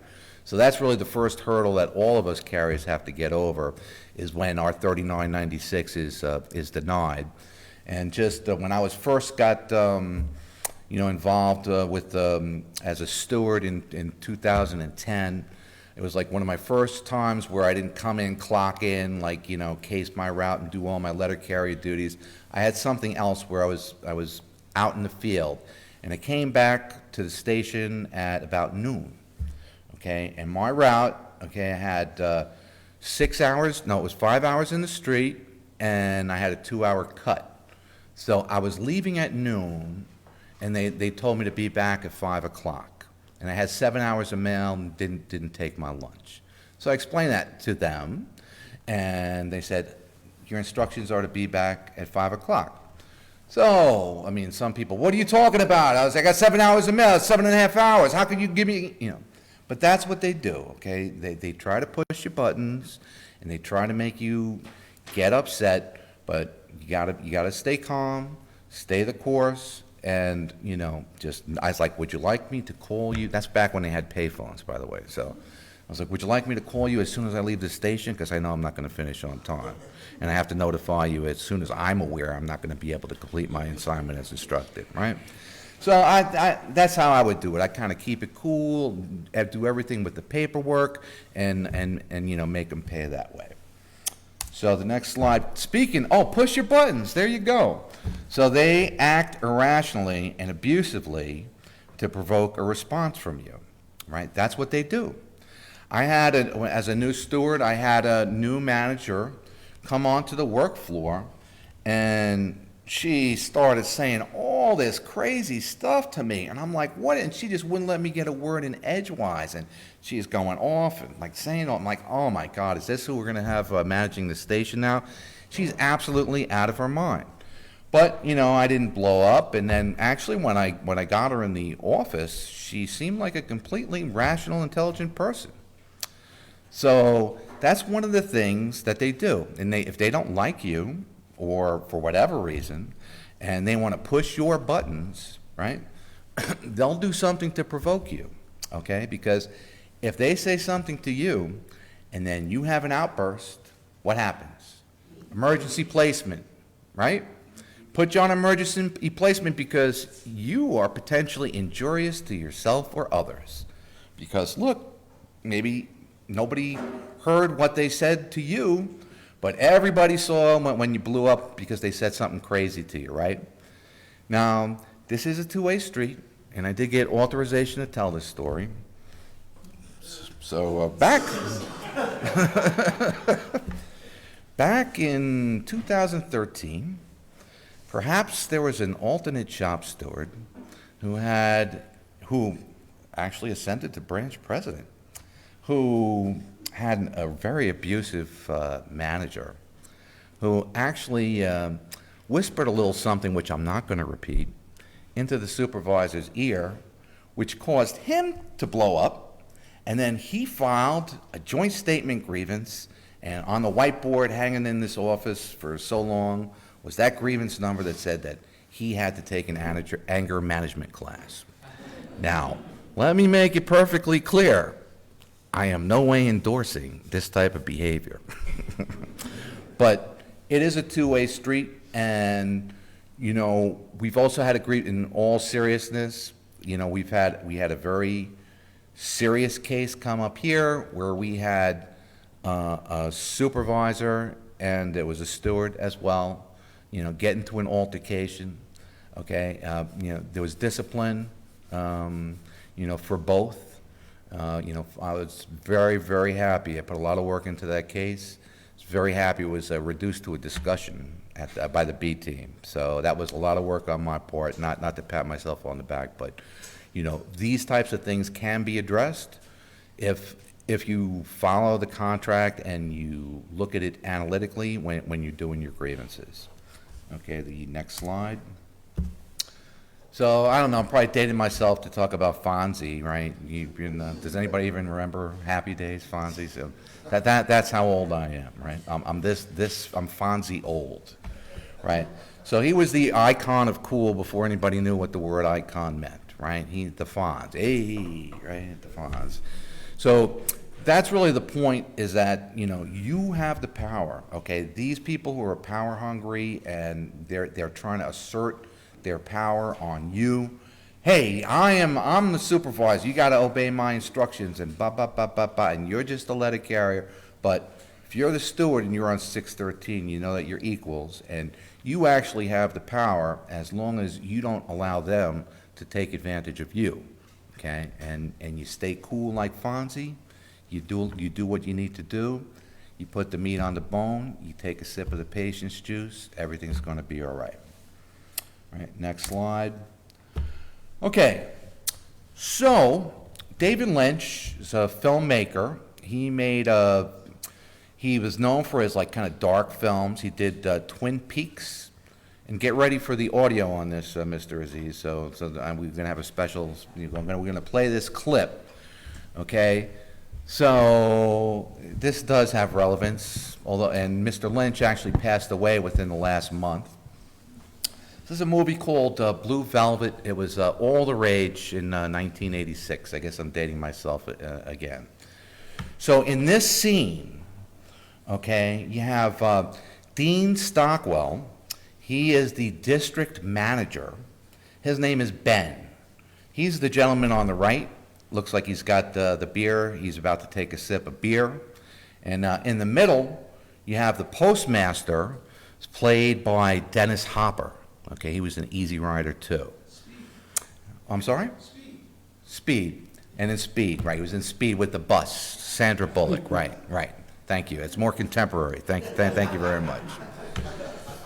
And so Ben, the district manager, has invited the postmaster, Frank, to his house, along with a lot of postal supervisors, because they're going to have some drinks, because they're going to be celebrating all the bonuses they got from their paid-for performance.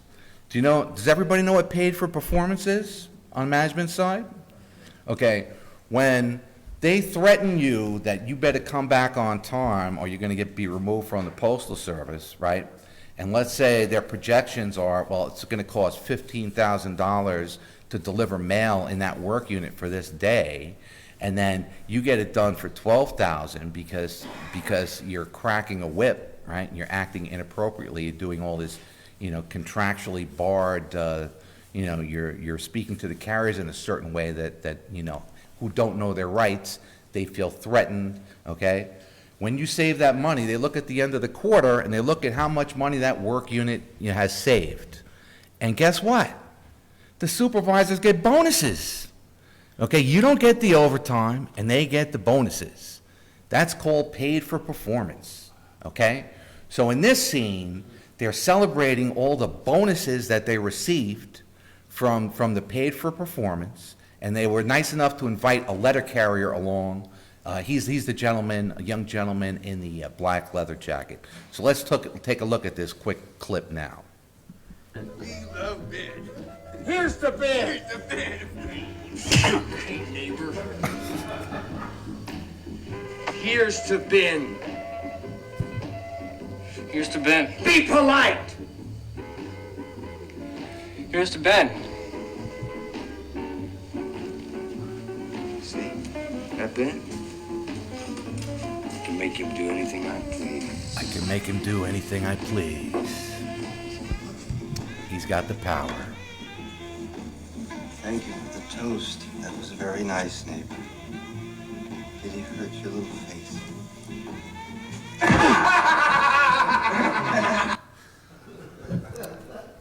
Right. So actually, that wasn't actually the scene. Well, that wasn't the setup for the scene. And my apologies for anybody found the violence distasteful. But we're dealing with a very serious subject, and aside from the physical violence, a lot of times working every day in an office feels like we're getting punched in the gut by management. Okay, and that's how it feels. And these guys, if you watch this movie, it's all about Frank, power and control, right? Power and control. That's what he's about in this movie. It's actually not about the post office. I just made that up to try and be funny, right? So I just used that to illustrate that. And be polite, right? So we're going to see where that comes in a little later when we were talking about our contract language, because guess what? if you do a Control F for search about in the Elm for courteous, what's a synonym for courteous? Polite. Requires them to be polite, right? So I'm not suggesting that when a supervisor like is out of line with you, you go, be polite! But, you know, you could think about that, right? And I'll just show you how that applies. Okay, another movie. I'm not really a movie buff, but Pulp Fiction, Quentin Tarantino, right? Everybody knows Samuel L. Jackson. He used this line repeatedly throughout the movie. But once again, I believe it's appropriate here. It's apparently Ezekiel 25:17 that says, "The path of the righteous man is beset on all sides by the iniquities of the selfish and the tyranny of evil men. Blessed is he who, in the name of charity and goodwill, shepherds the weak through the valley of the darkness, for he is truly his brother's keeper and the finder of lost children." So the tyranny of evil men or women, as the case may be, you know, is certainly these supervisors or managers that are out of control and that are tyrannical in their treatment of carriers. And we are shepherds, and we are blessed for the work that we do, because we are truly our brother's keeper when we do not allow this to happen. And so keep that in your heart when you see something as a steward. Think about this training and think about what you can include in a case file, and be patient and be cool about it, so that in the case of the one supervisor that got the most severe penalty that we've seen, that took about 5 or 6 years, okay? So you think if you had a video camera, right, and you said, well, clearly this person should be removed from the Postal Service, look at this. But that's where the statements come in. So let's get to it. There's a number of ways we can address this, but one specifically, the grievance procedure. So let's file some righteous grievances, right? Next slide. What are you going to do about it? So on the members portal, if you went to the convention in Boston or not, you should have access to this package that was put together by Director of Safety and Health at headquarters, Manny Peralta. Okay, and he wrote, grievance procedures. Employees must be apprised of their grievance rights and the processes for filing a grievance. It is important for employees to have an opportunity to vent their frustrations through established channels within the organization. The absence of such procedures, or the presence of procedures perceived to be biased on the side of management, leads to increasing stress rather than the successful ventilation of hostilities in a controlled arena. So that's what we're talking about. If it seems hopeless, like I'm in hell, I want to get out of the office, and like there's nothing I could do about it, and I wish this manager would leave, things can escalate, and it could get very serious. It could actually get deadly if things get out of hand. So that's why I'm trying to make this entertaining and trying to make it a little humorous, but it's a deadly serious subject. And as far as perceiving that the system is rigged in favor of management, yes, I certainly see it, because in some of the cases that I was referencing, okay, 2 cases where managers assaulted stewards, okay, documentary video evidence that showed the manager striking the steward, numerous requests and noncompliance grievances for failure to provide the information, okay, and the inspection service has the goal to say it's an ongoing investigation, so we can't give it to you. Really? Apparently they haven't read the contract, or they're drunk with power as well, right? So in one case, it was President Cruz was at the arbitration table, and the management advocate, he brought up the video. Oh, you never provided the video? Great. Let's take a look at it now. And they were so terrified. That's how we got that awesome pre-arb settlement, right? So is it biased? Do we find that like the OIG and the inspection service, if like, supervisors and managers, get away with murder, okay? They don't seem too concerned about it, but a carrier misses a scan or something or delivers it to a wrong address, and it's like, well, there's going to be there's going to be investigative memorandum, sent to the district manager, and, he's got to have a removal, he's got to get something. It's like, so, although those two agencies are supposed to, it's like an inspector general, right? It's like the office, the OIG, that's what they're supposed to do. They're not supposed to be biased, but the reality is that we often find that they are. So it makes extra work for us to make sure that the contract's enforced, because the contract does not give them the right to withhold that information. And the reason that they're withholding it is because it's protecting the abusive supervisor, and we can't allow that to happen. All right? Next slide. Meat on the bone. All right, so that's what we're talking about. What's the meat on the bone? That's what's for brunch, right? Is the meat on the bone. So how do we build a successful case file that had all the ingredients necessary for the best possible outcome? So we spoke a little bit about it already. We talked about the importance of statements, and we're going to dig into it a little more, right? We're going to dig into 1767s, right, through Article 14, unsafe. We're going to talk about we have a form called an abusive supervisor form. We're going to talk about building the ladder to get to, if the conduct persists, then how do we get satisfaction? Okay, it takes a very long time, and it's got to go step by step. And I see Mr. Bernard nodding his head because he was involved in that, and he suffered with that evil woman as well, right? And so it took a long time, but we finally got there, right? So that's what today is about, is that we protect our carriers, be shepherds, and we're going to be righteous in protecting them, right? Okay, so this, next slide, this is available in the members-only portal, okay? And I would refer to this as pretty much the Bible on the topic.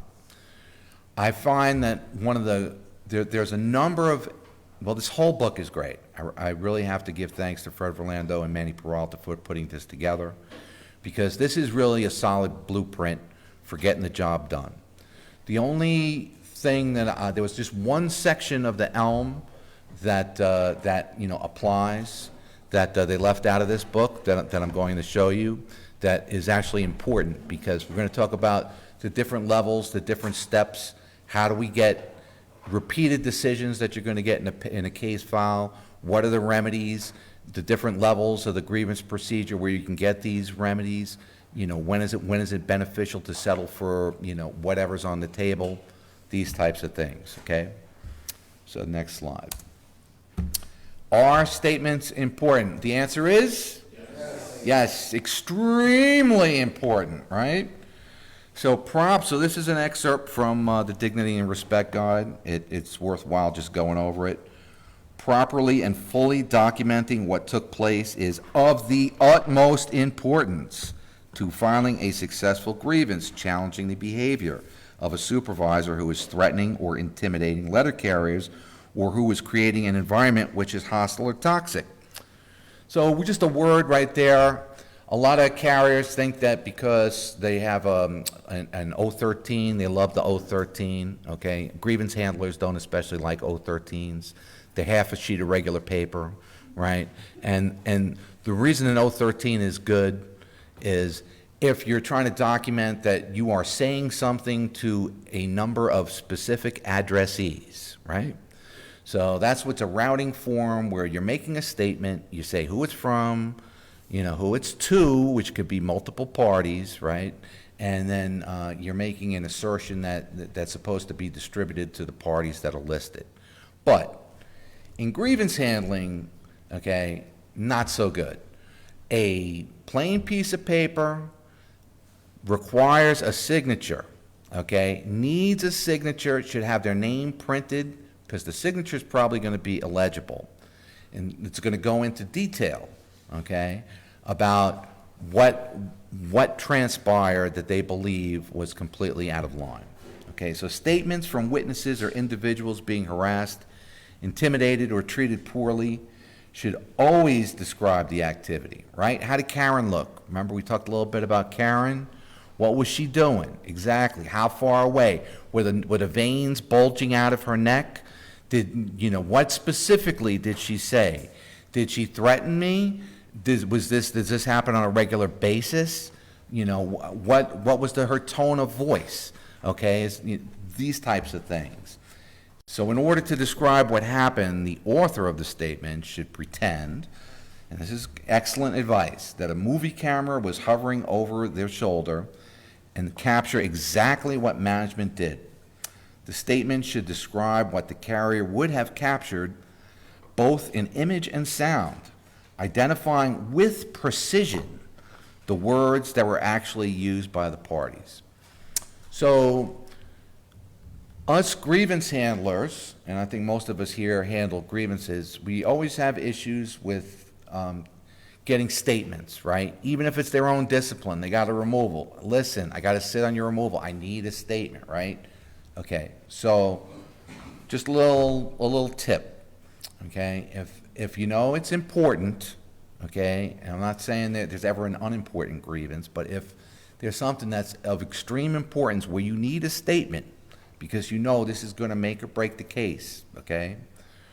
As a steward, you're entitled to time on the clock to interview carriers or OIG agents if you want, right? Or the postmaster. You're entitled under Article 17 and Article 31 for time on the clock to interview people relevant to pursuing and investigating a grievance, right?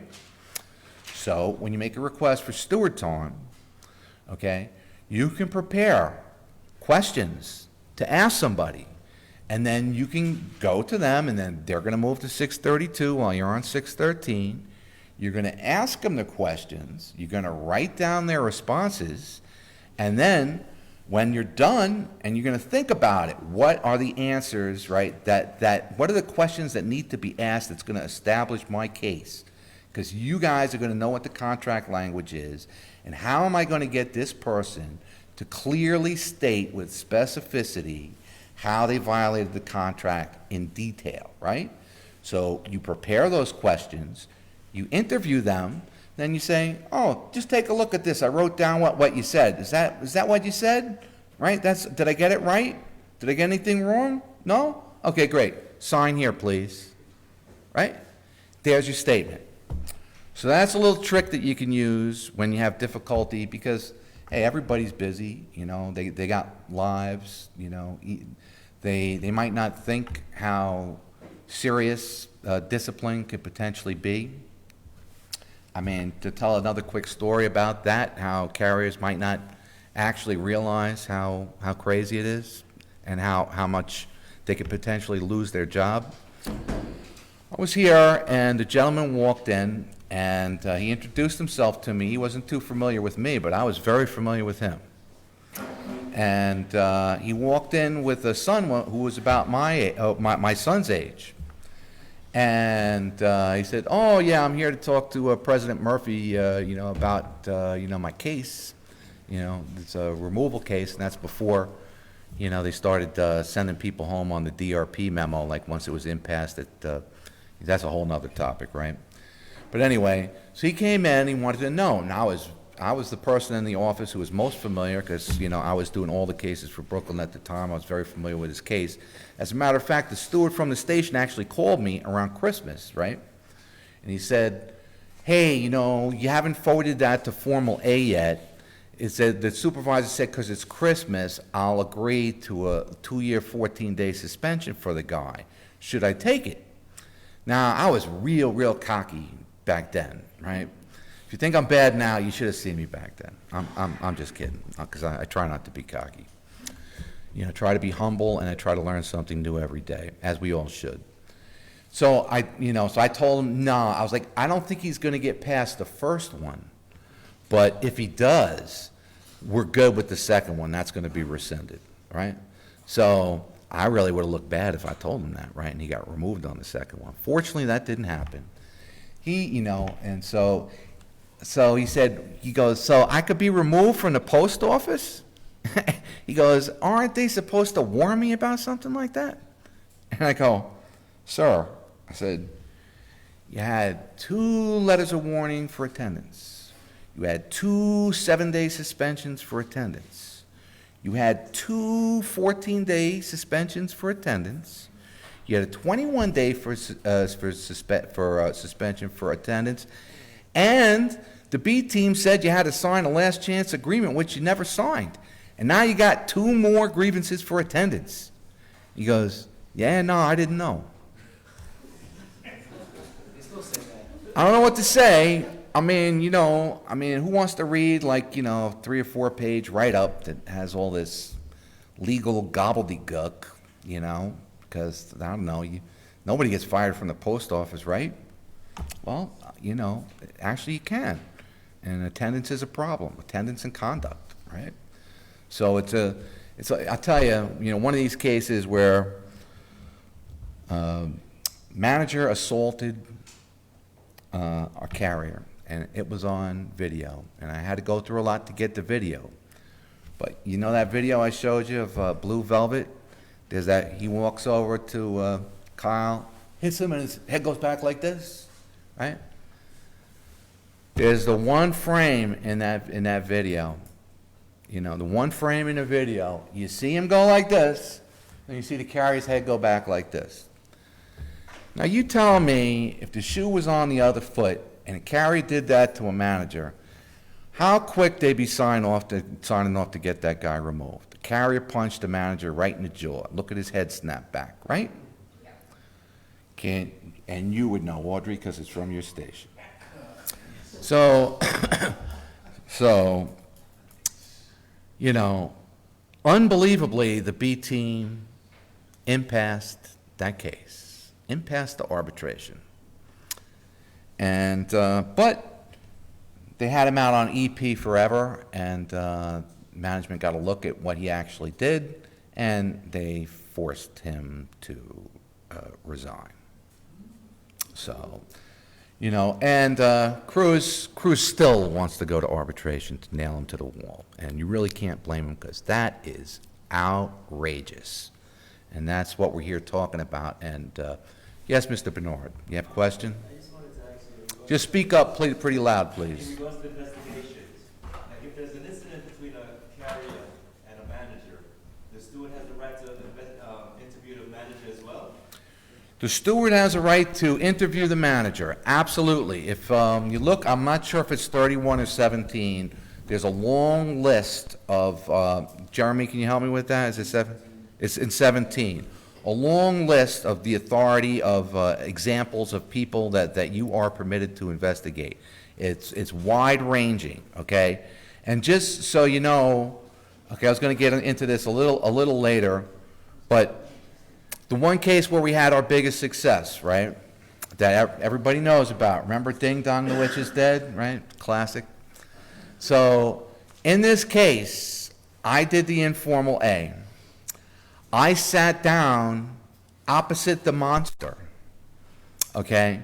So imagine what the vibe is in the room, right? Where my appropriate remedy is that you're removed from the Postal Service because you've been a monster, and you've been a monster for 7 years. You've been a monster since you came from, I got a call about there's a monster coming into your installation. And was she a monster, Mr. Bernard? She was a monster, right?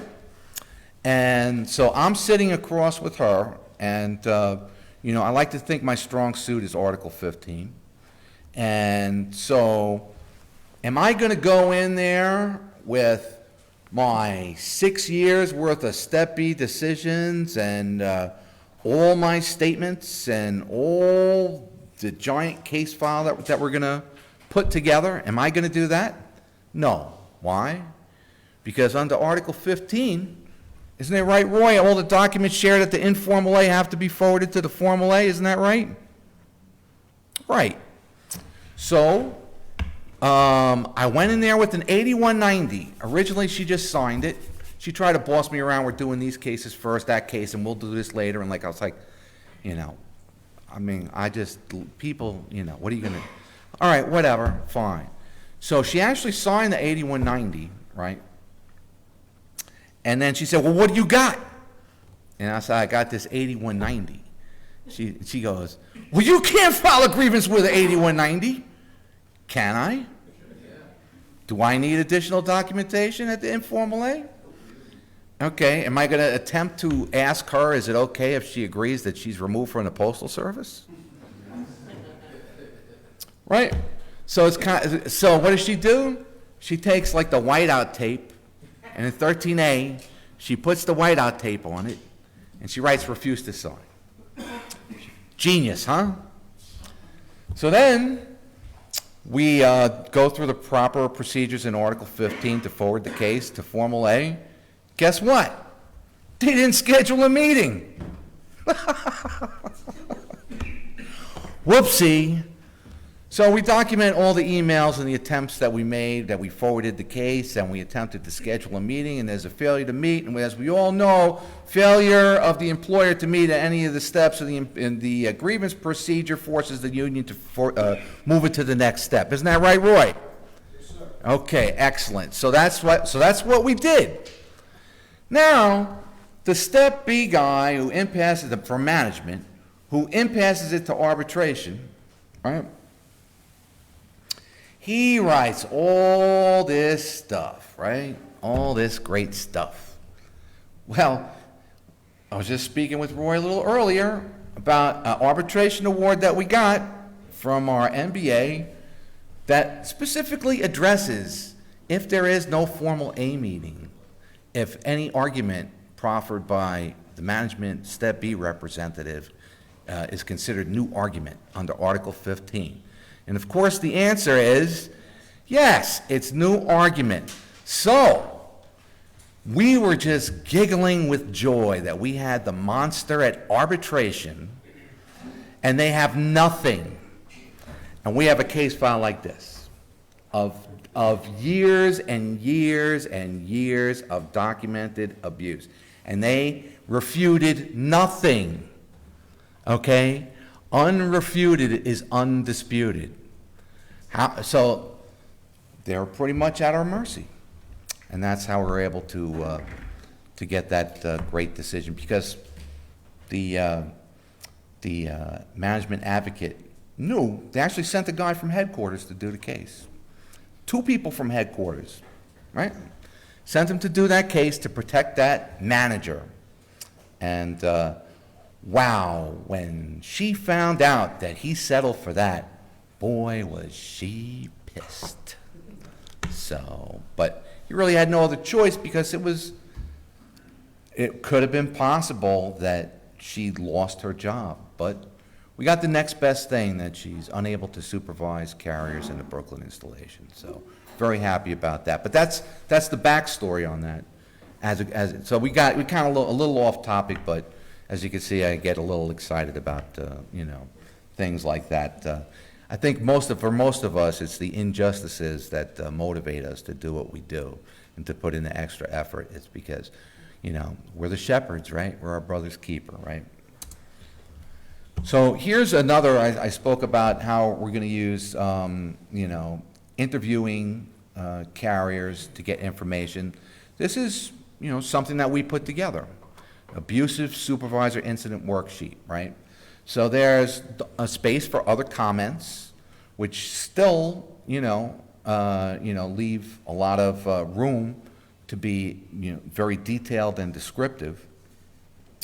But I got to point out, if you take a look, I don't know if you guys can see it on the screen, it's a little small, but my favorite part is like thinking about how they're going to check all that apply, the nature of the abusive event, how they're going to decide if it was the incident was overly demeaning or just demeaning.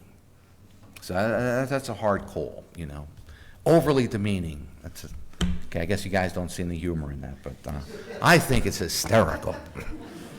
Anyway, so that's another thing that you could do. You could, I think this is available on our website, or if not, you could use, you can fashion something similar for your branch that you could use, that you can give out to carriers when, and More the merrier, because if we make it a class action, because this supervisor is exhibiting this kind of inappropriate conduct with more than one individual, then it certainly bolsters our case when we make it a class action and we have multiple corroborating, statements.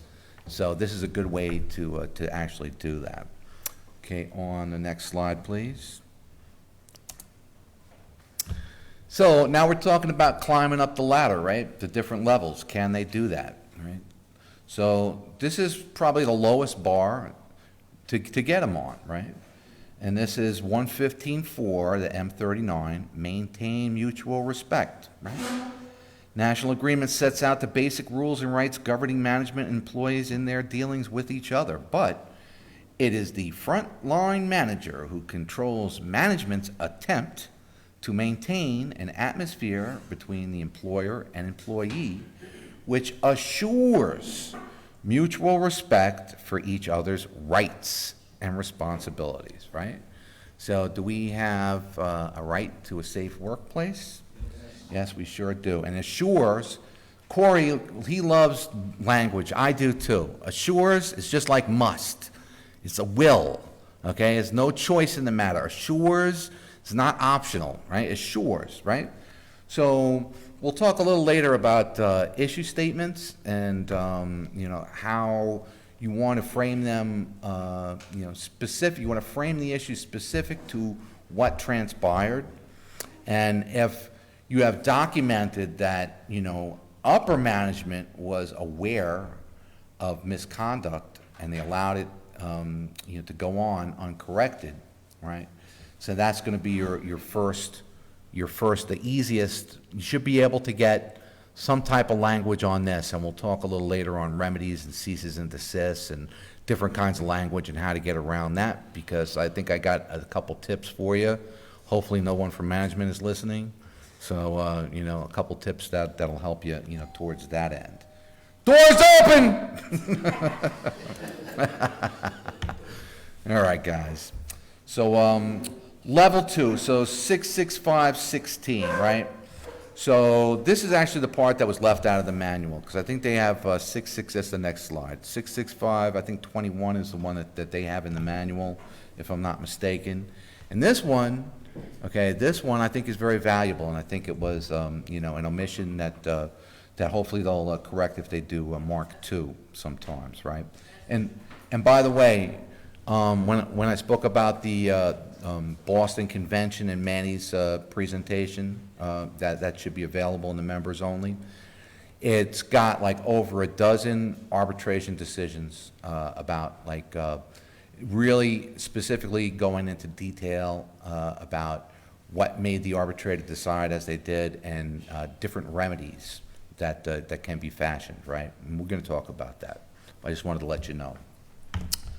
But this says employees are expected to conduct themselves during and outside of working hours in a manner that reflects favorably upon the Postal Service, right? Although it is not the policy of the Postal Service to interfere with the private lives of employees, it does require, right? Means must, not optional. Require that postal employees be honest, reliable, trustworthy, courteous, be polite, right? Courteous and of good character and reputation. Employees are expected to maintain harmonious working relationships and not to do anything that would contribute to an unpleasant working environment. Now, if you describe like conduct of any supervisor on any day, can you probably be able to make a case that they weren't polite, they didn't promote a harmonious work environment, and that they promoted to an unpleasant environment, right? Those are really, really, really low bars to hit, right? So if you have, that's why you don't go for the joint statement, that's the ultimate violation. In order to get there, you need to show a history, right? And that's why it's the ladder. You got to climb up the ladder, and these are the baby steps going up, right? So this was left out of the manual, but 66516, that's an easy one to get them on, okay, on the statement. So I believe the next one, 66524, violent and/or threatening behavior. The Postal Service is committed to the principle that all employees have a basic right to a safe and humane working environment. In order to ensure this right, it is the unequivocal policy of the Postal Service that there must be no tolerance of violence or threats of violence by anyone at any level of the Postal Service.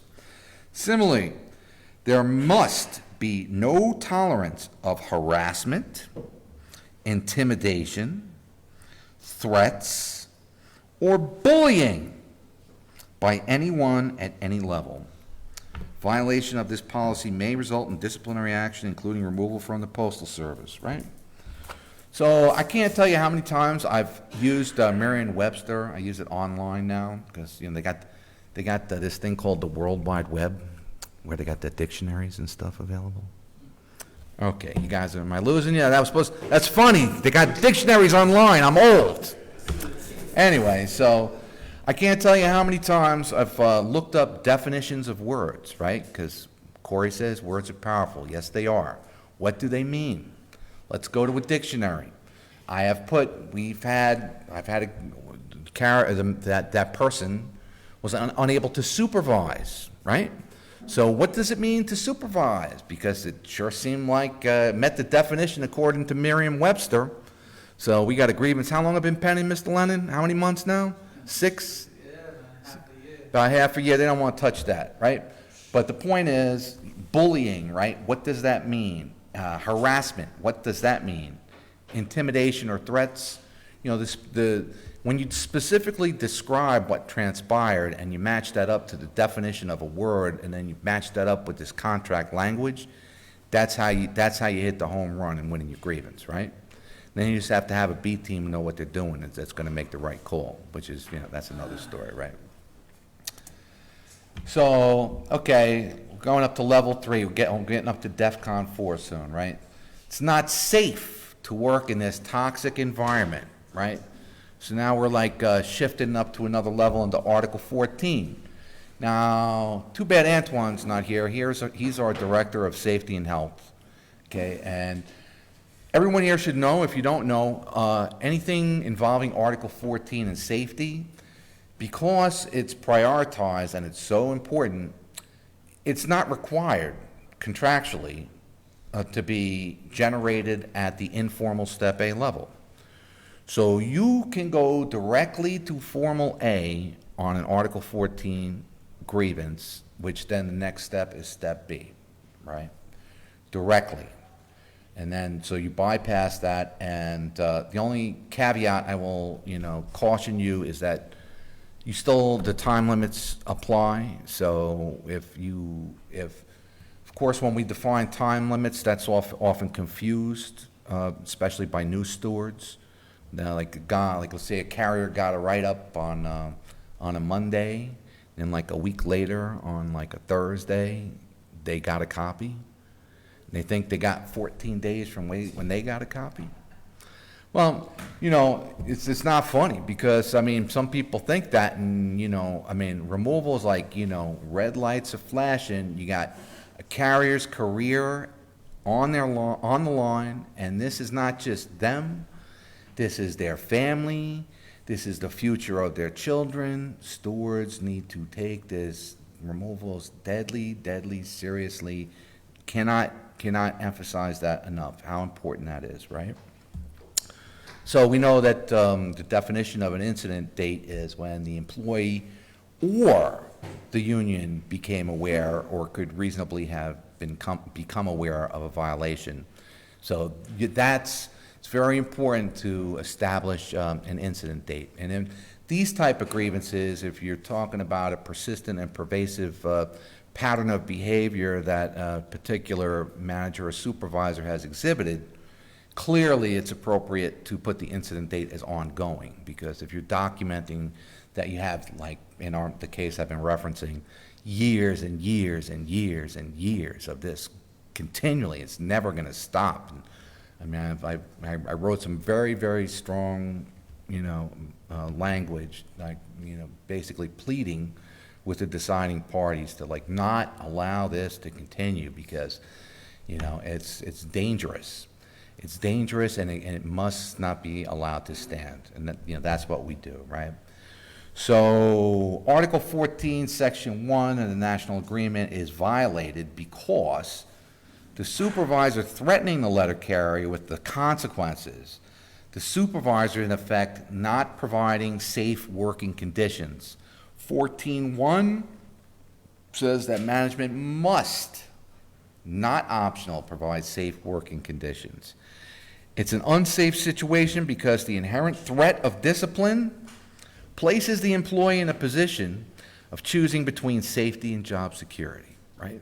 So there's the safety element. So like we're taking it up another notch, right? And then if we go to the next level, I know Richie's watching his cartoons over there, so sorry. We kid Rich. We kid Rich. We always kid Rich. The joint statement on violence and behavior in the workplace, right? M1242 and 1243, right? And I have them excerpted. I'm going to read them to you. So there was, I think I have maybe on the next page about Carlton Snow. So, one of the things that management likes to bring up, like when we include Article 19 in an arbitration case, is they say, well, this case isn't arbitrable because under Article 19, that only relates specifically to hours, wages, and working conditions. And what they're referencing, this handbook, does not apply. And remember, they did that to Cruz one time, and they were actually had the goal to reference M39, so got to hand it to Cruz.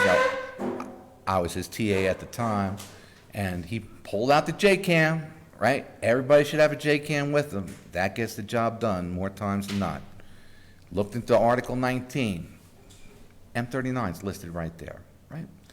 So they try to get things thrown out on standing, arbitrability, different elements like that. But they tried early on, soon after the joint statement was established, to say that, this is not enforceable. It's not an enforceable document, and we have, it was Carlton Snow, the great arbitrator, that actually ruled on that yes, this is enforceable. So when you use those M numbers as those step 4s, right, they are enforceable, just as any other part of the contract. One thing I'll just bring to your attention for those, it's kind of off topic, but since we're talking about this, it's M01517. Anybody familiar? Okay, it's compliance, right? Compliance is not optional, right? So we put that, we meaning the NALC, we put that in with our other step 4s, M01517. Normally when we're filing a compliance grievance, we're going to say Article 15 and 19 through M01517.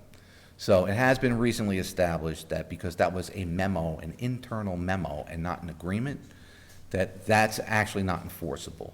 So we try to no longer cite that in our issue statements, just because, it really does not hold any water anymore. Just a little FYI, but I don't want to get too far off topic, because this is the big boy. This is the joint statement, right? We openly acknowledge that in some places or units, there's an unacceptable level of stress in the workplace, that there is no excuse for and will be no tolerance of violence or any threats of violence by anyone at any level of the Postal Service, and that there is no excuse for and will be no tolerance of harassment, intimidation, threats, or bullying by anyone. We also affirm that every employee at every level of the Postal Service should be treated at all times with dignity, respect, and fairness. The need for the USPS to serve the public efficiently and productively, and the need for all employees to be committed to giving a fair day's work for a fair day's pay, it's Article 34, does not justify actions that are abusive or intolerant. Does not justify actions that are abusive or intolerant, right? So there'd be, abusive and intolerant. I'd be looking those up in the dictionary, right? If I'm trying to make that case of that they violated the joint statement, right? Because that's at the top of the list. I got a bunch of 665s, maybe throw in a 14. I got a couple of cease and desist, or whatever settlement language that we'll discuss later that was agreed to. I got a few of them, and I think, well, you know what? I got a half dozen. I'm ready to go, right? I got some Step B decisions. I got a 552 on them. I got all these decisions against them. And now they did this. And now I'm going to go for it, right? Because we gotta get this guy or girl out, right? And that's how you do it. You go up the ladder, and this is the top step by looking at that language, right? So, quote unquote, making the numbers is not an excuse for the abuse of anyone. Those who do not treat others with dignity and respect will not be rewarded or promoted. Very important. Rewarded or promoted. Those whose unacceptable behavior continues will be removed from their positions, like we did with that young lady. In our joint statement of February, and this is the second joint statement, we affirmed our belief that dignity, respect, and fairness are basic human rights, and we pledged our efforts toward a safer, more harmonious, as well as a more productive workplace. So that's a little weak because it's pledging our efforts, right? It's not must, right? It's pledging our efforts. Yeah, it's like, yeah, we're going to try, which is okay, but it's a lot like those weak decisions that we get back on compliance. And instead of, we want to cease and desist and we want some kind of additional compensatory award, we'll get some wishy-washy language like, well, we're reminding management. We're reminding them. It's very nice of the B team to remind management because we have 40 cases where we have cease and desist where they failed to comply and we proved they didn't comply this time. So what are you going to do, remind them? I don't think that's an appropriate remedy, right? So, why that happens, you could, that gets pretty deep, right? So that dignity and respect guide with the blue cover that's in the members only portal, right? So that gives a little caution on going for the jugular here with the joint statement, and that's why I put it in red. It reads, the joint statement is intended for those managers who are constantly causing disruption and genuinely harassing employees. Bringing frivolous joint statement cases forward does not advance our cause for dignity and respect in the workplace, right? So it's always you never want the union to have a bad look. If you're gonna, send up a garbage case and repeatedly to the B team, they're probably gonna, whoever sent it forward to them, they're probably gonna look at them a certain way. We're all human. They're not supposed to. They're supposed to judge every case on its merits and what's in the case file. But like I said, we're all human, and at this point, I just need to take a little sip of this patience juice. And some no applause necessary for those Fred Rolando fans. Thank you, Roy. Thank you. I said it wasn't necessary. Right. So I just underscore at the bottom that the joint statement's enforceable and can result in removing a supervisor from his or her administrative duties, right? And there's a cigar number on that. It's C15697, right? And that's the Carlton Snow that'll show you that, right? So the next slide. I'm sorry, what was the question? So there's should be clear that those are some picture frames, right? And if you want the right answer, you got to ask the right question, right? So the Dignity and Respect book goes into detail not only on writing statements, but in how to frame the proper issue. Framing the issue is key, okay? And when you go to arbitration, okay, we had a case in Staten Island, you remember, Richie, where management put before the arbitrator, they said, well, the issue statement should be this, and had all kind of language about how the carrier was already guilty. And the union, I was thinking it was Pat Flannery, right? It was a great advocate for us in Region 15, Pat Flannery. He wanted something else, and the arbitrator actually said that they were going to decide, which is kind of crazy when you think about it, because really what's happening is both parties are paying a lot of money for an arbitrator to answer a question, right? And if they can't agree on the question at the arbitration, how is it that you're paying them to decide what the question is?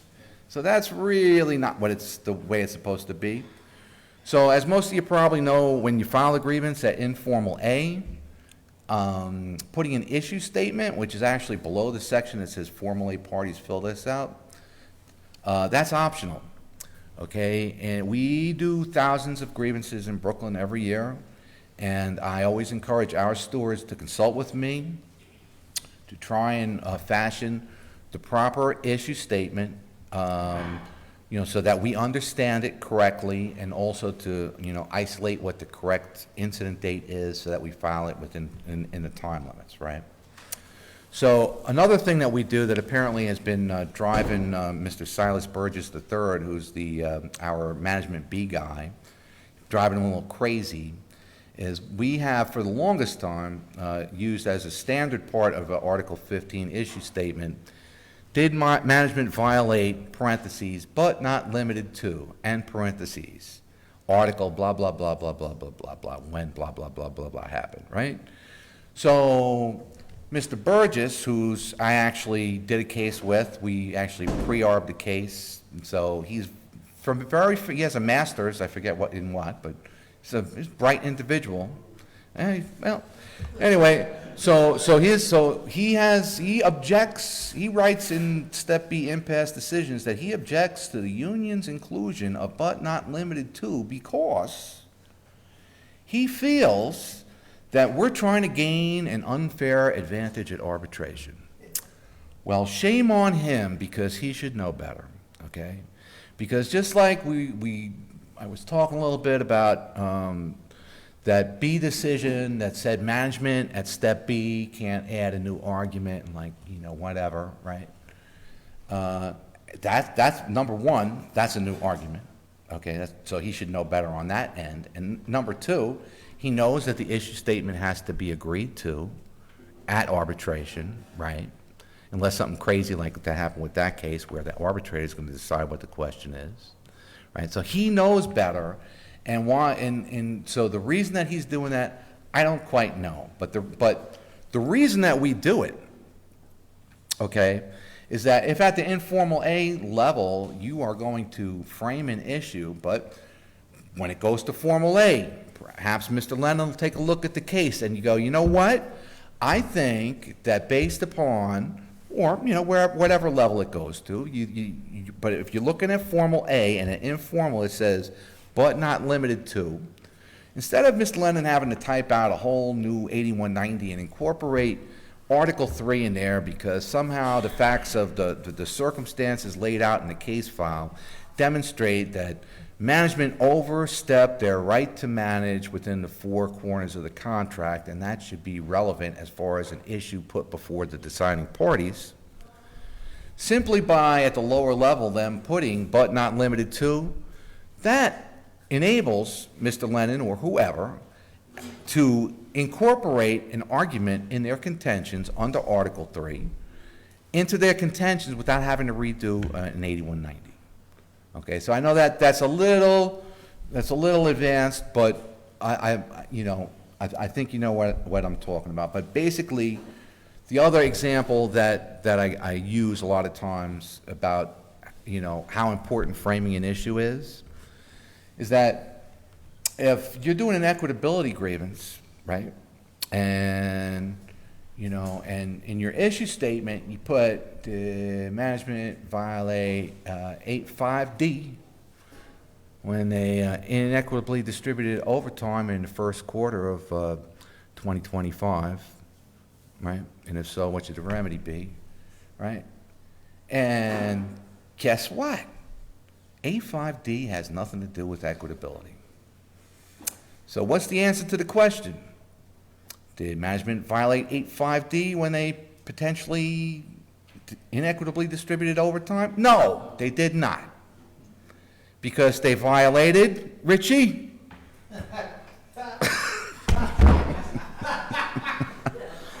It's okay, it's okay. But the point is that if you make something more general, right? Had you just said Article 8, well, that covers everything in 8, every part of 8, right? So you wanted to be fancy and narrow it down, but if you're off by a little bit, technically, the answer to the question is no. So you have to be very careful what the question is that you ask. So, yeah. Let's go to the next slide. And that's basically what the dignity and respect book goes into it a little bit about. They offer, I think, 4 or 5 different issue statements.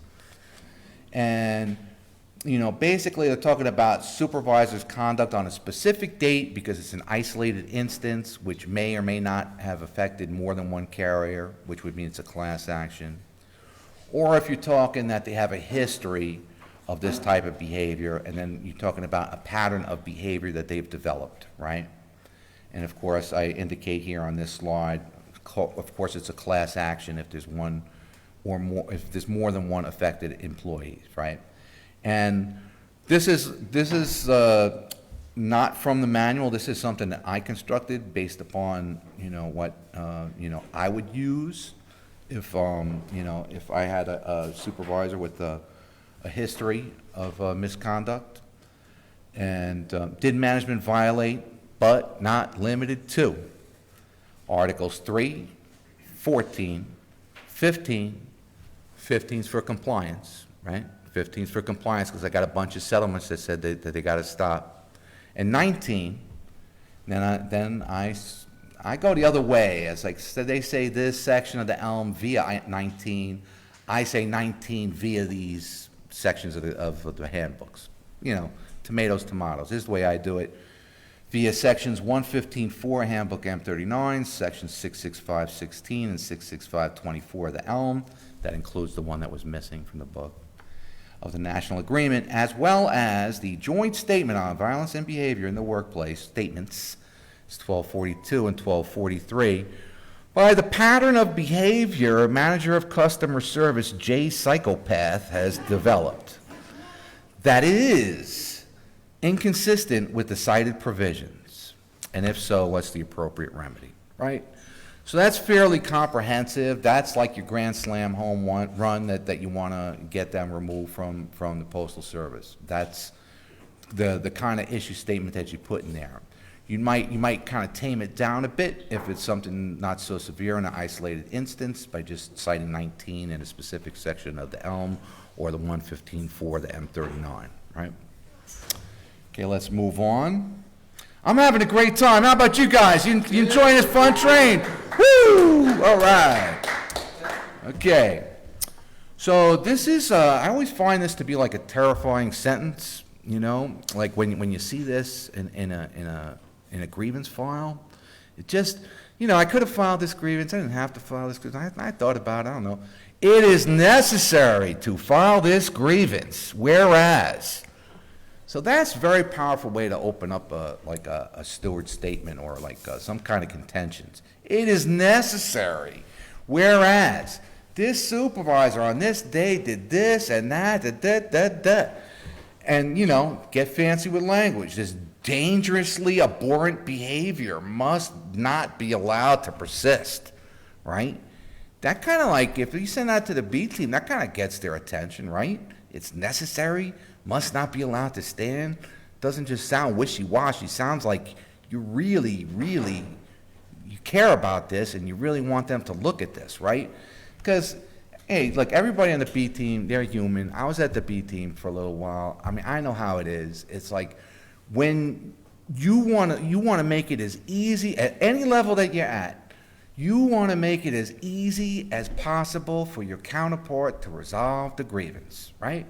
For an arbitrator, they don't want to go through all this. Point me, hit the high notes for me. What am I looking at? Point me in the right direction. I don't want to go through all this stuff. I got other things to do, I got a lot of work to do. There's a million things to do. Make it easy for me, right? So if you're writing contentions, you're sending something to step B, you want the biggest deal, the solid, rock solid, the biggest part of the violation. You want that man, isolated, nice and neat, separated, so clear that, man, you could look halfway across the office and you could see that and you go, oh my God, you know, like, I got to take a look at this. That's really, you know, do they have the documents to support it, right? The meat on the bone, is there the meat on the bone or not? Because they're making a pretty bold allegation. But what's the most important thing, right? If you got 5 violations that you're talking about, but the most important one is buried at number 4, right before, like, you're going to close and ask for a remedy or something. No, you want to make it easy for them, right? If you're sitting at the informal A and you say, hey, you know what, this is untimely issued, you know, you issued this thing like 6 months after the alleged violation. I got this arbitration award and these step B decisions. You got to rescind it. If they're smart, they know their obligation under Article 15 to resolve it at the lowest level possible, and they will. But of course, they don't want to take the heat for, like, you know, resolving, rescinding a removal. But it's going to get rescinded, right? But anyway, that's another story. So basically, you kind of paint this. Stop laughing, Mr. Lennon. I know. Stop laughing. I know you know. We all know. It's terrible. So this is like kind of examples of like some kind of contentions that you can write. Handbook M39 115.4 is violated because, right? So you're making it easy for them. You're explaining it to them. The threatening remarks by the supervisor certainly do not comply with the requirement of maintaining mutual respect atmosphere, right? So you're gonna, the meat on the bone is gonna be, these are the statements, right? You have all these statements, you have your abusive supervisor report, you have, okay. 66524 is violated by the intimidation and threats of do as you are told or else, mandate by the supervisor. The joint statement is violated based on the affirmation of the parties in those documents that every employee at every level of the Postal Service should be treated at all times with dignity, respect, and fairness. As the joint statement confirms, threatening an employee to make the numbers is not an excuse for the abuse of anyone, right? Unless they can make Corey walk faster. Come on, people. Unless they can make Corey walk faster, it's funny. Come on, you guys. Come on, man. Give me a break. Give me a break. Of course it's not going to happen. That's why it's funny. Okay. Anyway, I'm just trying to keep you guys engaged. I know it's tough focusing for such a long time, and I appreciate you all taking the time out to, you know, try and get better to help the carriers, you know, because it's a Sunday, and there are a lot of things that we could be doing, right? So I appreciate you taking the time to be here. Thank you. Thank you. Yes. So 14 and 19, right? So I got that cute little picture of a 1767, right? Most of us should be familiar with it, and we should also be familiar about filing it at the formal A if necessary, right? So this is what we kind of alluded to before about your 14.1 is the responsibility of management to provide safe working conditions in all present and future installations and develop a safe working force. And your ELM 814.1 and 824.6, okay, give you some protections.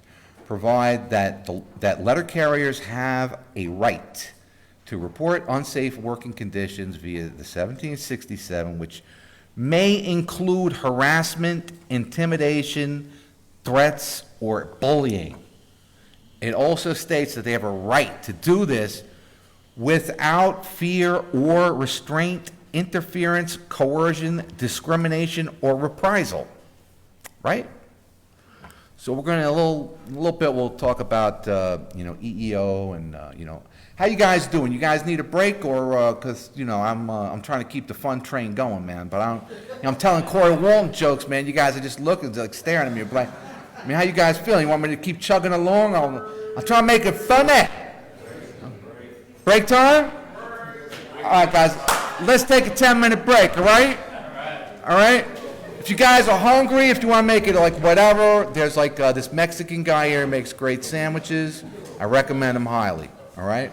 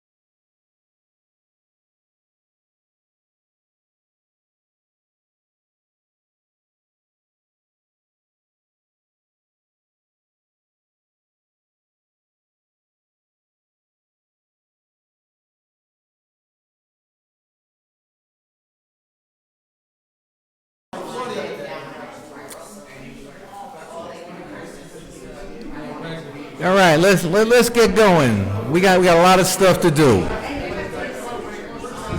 Take your seats. Take your seats. All right, you know what, man? I'm just gonna plow through it. Let's get going. All right, moving right along. Getting a lot of positive feedback. Thank you for that. I'll try and be a little more dynamic. So, so we left off with the Article 14 in the 1767, which, as shown in the Elm 814 and 824, okay, that is your right to fill that out, and it does apply to harassment, intimidation, and threats and bullying. So that's a valid reason on a 1767, and then all the applicable time limits for them to respond to that are in effect. And no fear of reprisal, right? Restraint, interference, coercion, discrimination, or reprisal. So harassment, right? We get calls sometimes, hey, the supervisor's watching me case mail, I'm being harassed. Or the supervisor went out and walked with me, I'm being harassed. So you hear that a lot, and then, here's something where you really want to look up a definition of what harassment is, but I'm sorry, it's the next slide, Mr. Aziz. So we have here an excerpt from Postmaster General Louis DeJoy's letter dated 7/1/21, wherein he memorializes that the Postal Service's workplace must be one in which all employees are treated with dignity and respect by supervisors, subordinates, and co-workers.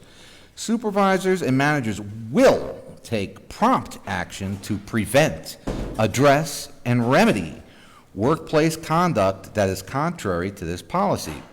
So remember the first thing that we looked at with the 115.4 about the management being aware of the misconduct and not addressing it, right? So that goes hand in hand with this.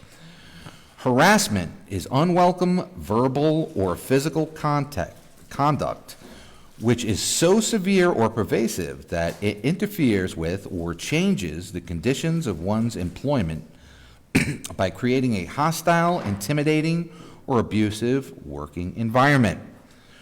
All managers and supervisors are responsible for preventing harassment and inappropriate behavior that could lead to illegal harassment and must respond promptly when they learn of any such conduct.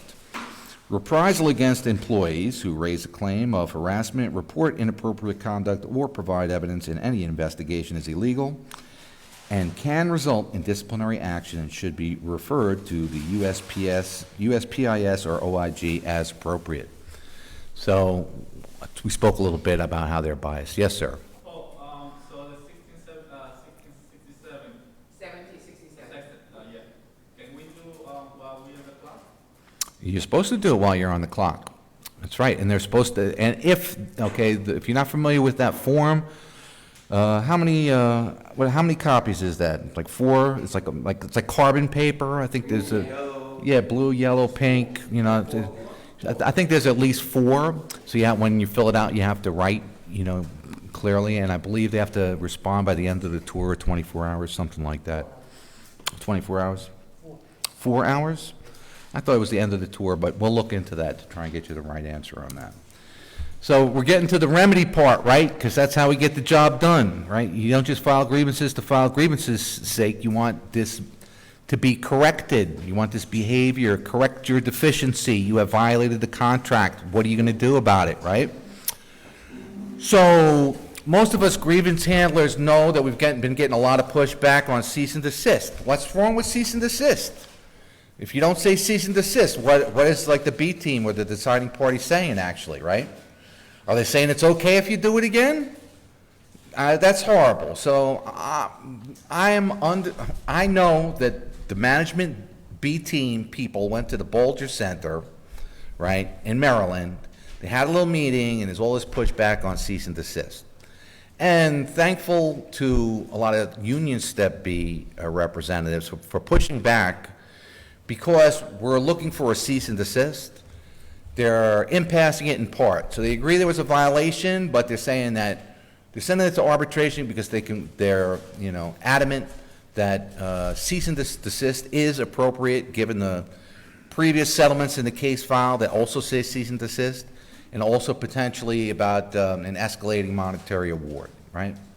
So this is good for you grievance handlers, and this can actually work well for you. So one thing I tell the stewards is that a lot of times, you're going to have the best deal on the table at the informal A level, okay? So maybe they're not too experienced. Maybe they don't know about cease and desist. You can get maybe a lower level supervisor to sign off on cease and desist. And I will tell you a story about having a informal, it was informal step A that I was having at a station.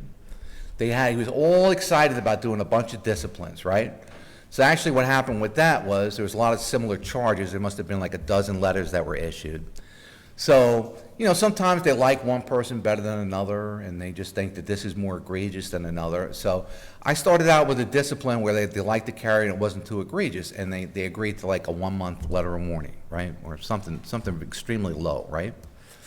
And then this person, look, it's an AWOL, and he deserves more, and like blah, blah, blah, blah, because he's got a history of it like this, that, and the other. And I wound up impassing that because, of course, it has to be equitably enforced, right? So you put the other grievance settlements where they settle for a 1-month letter in the case file, and you cite that part of Article 16, and you say, well, look, they're similarly situated, the violation is basically the same, and in this case, he agreed to a 1-month letter. You can't say that this guy gets a 2-year letter or a 1-year letter of warning. So that actually worked in our favor. But anyway, after we get done with all the discipline, we come to a contract case, right? And it was a joint statement, and I loaded up the issue statement because this joker, who Mr. Lennon is familiar, actually Mr. Lennon has been quoted as saying, when that joker showed up in orange pants, he asked if the Universal Circus was in town, right? So, yeah, he really, out of control. This is also the same guy that the now alternate steward, we have a very clear close-up video of him telling him that he's ugly in every way and that he has a small penis. Actually on video, so we spent the $60 to get an encrypted drive and put that video on a drive and sent it to the B team. And not only that, I actually put in the issue statement that he said he has a small penis and ugly in every way.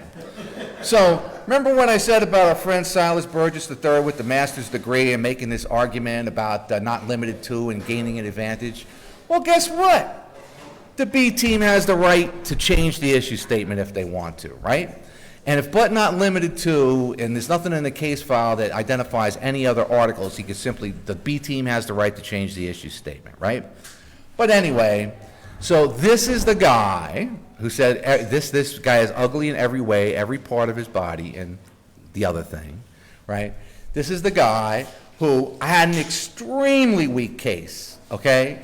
All I had was a barely coherent statement from the steward about this supervisor taking packages and offloading them off of his truck, pictures of the supervisor taking him off of his truck.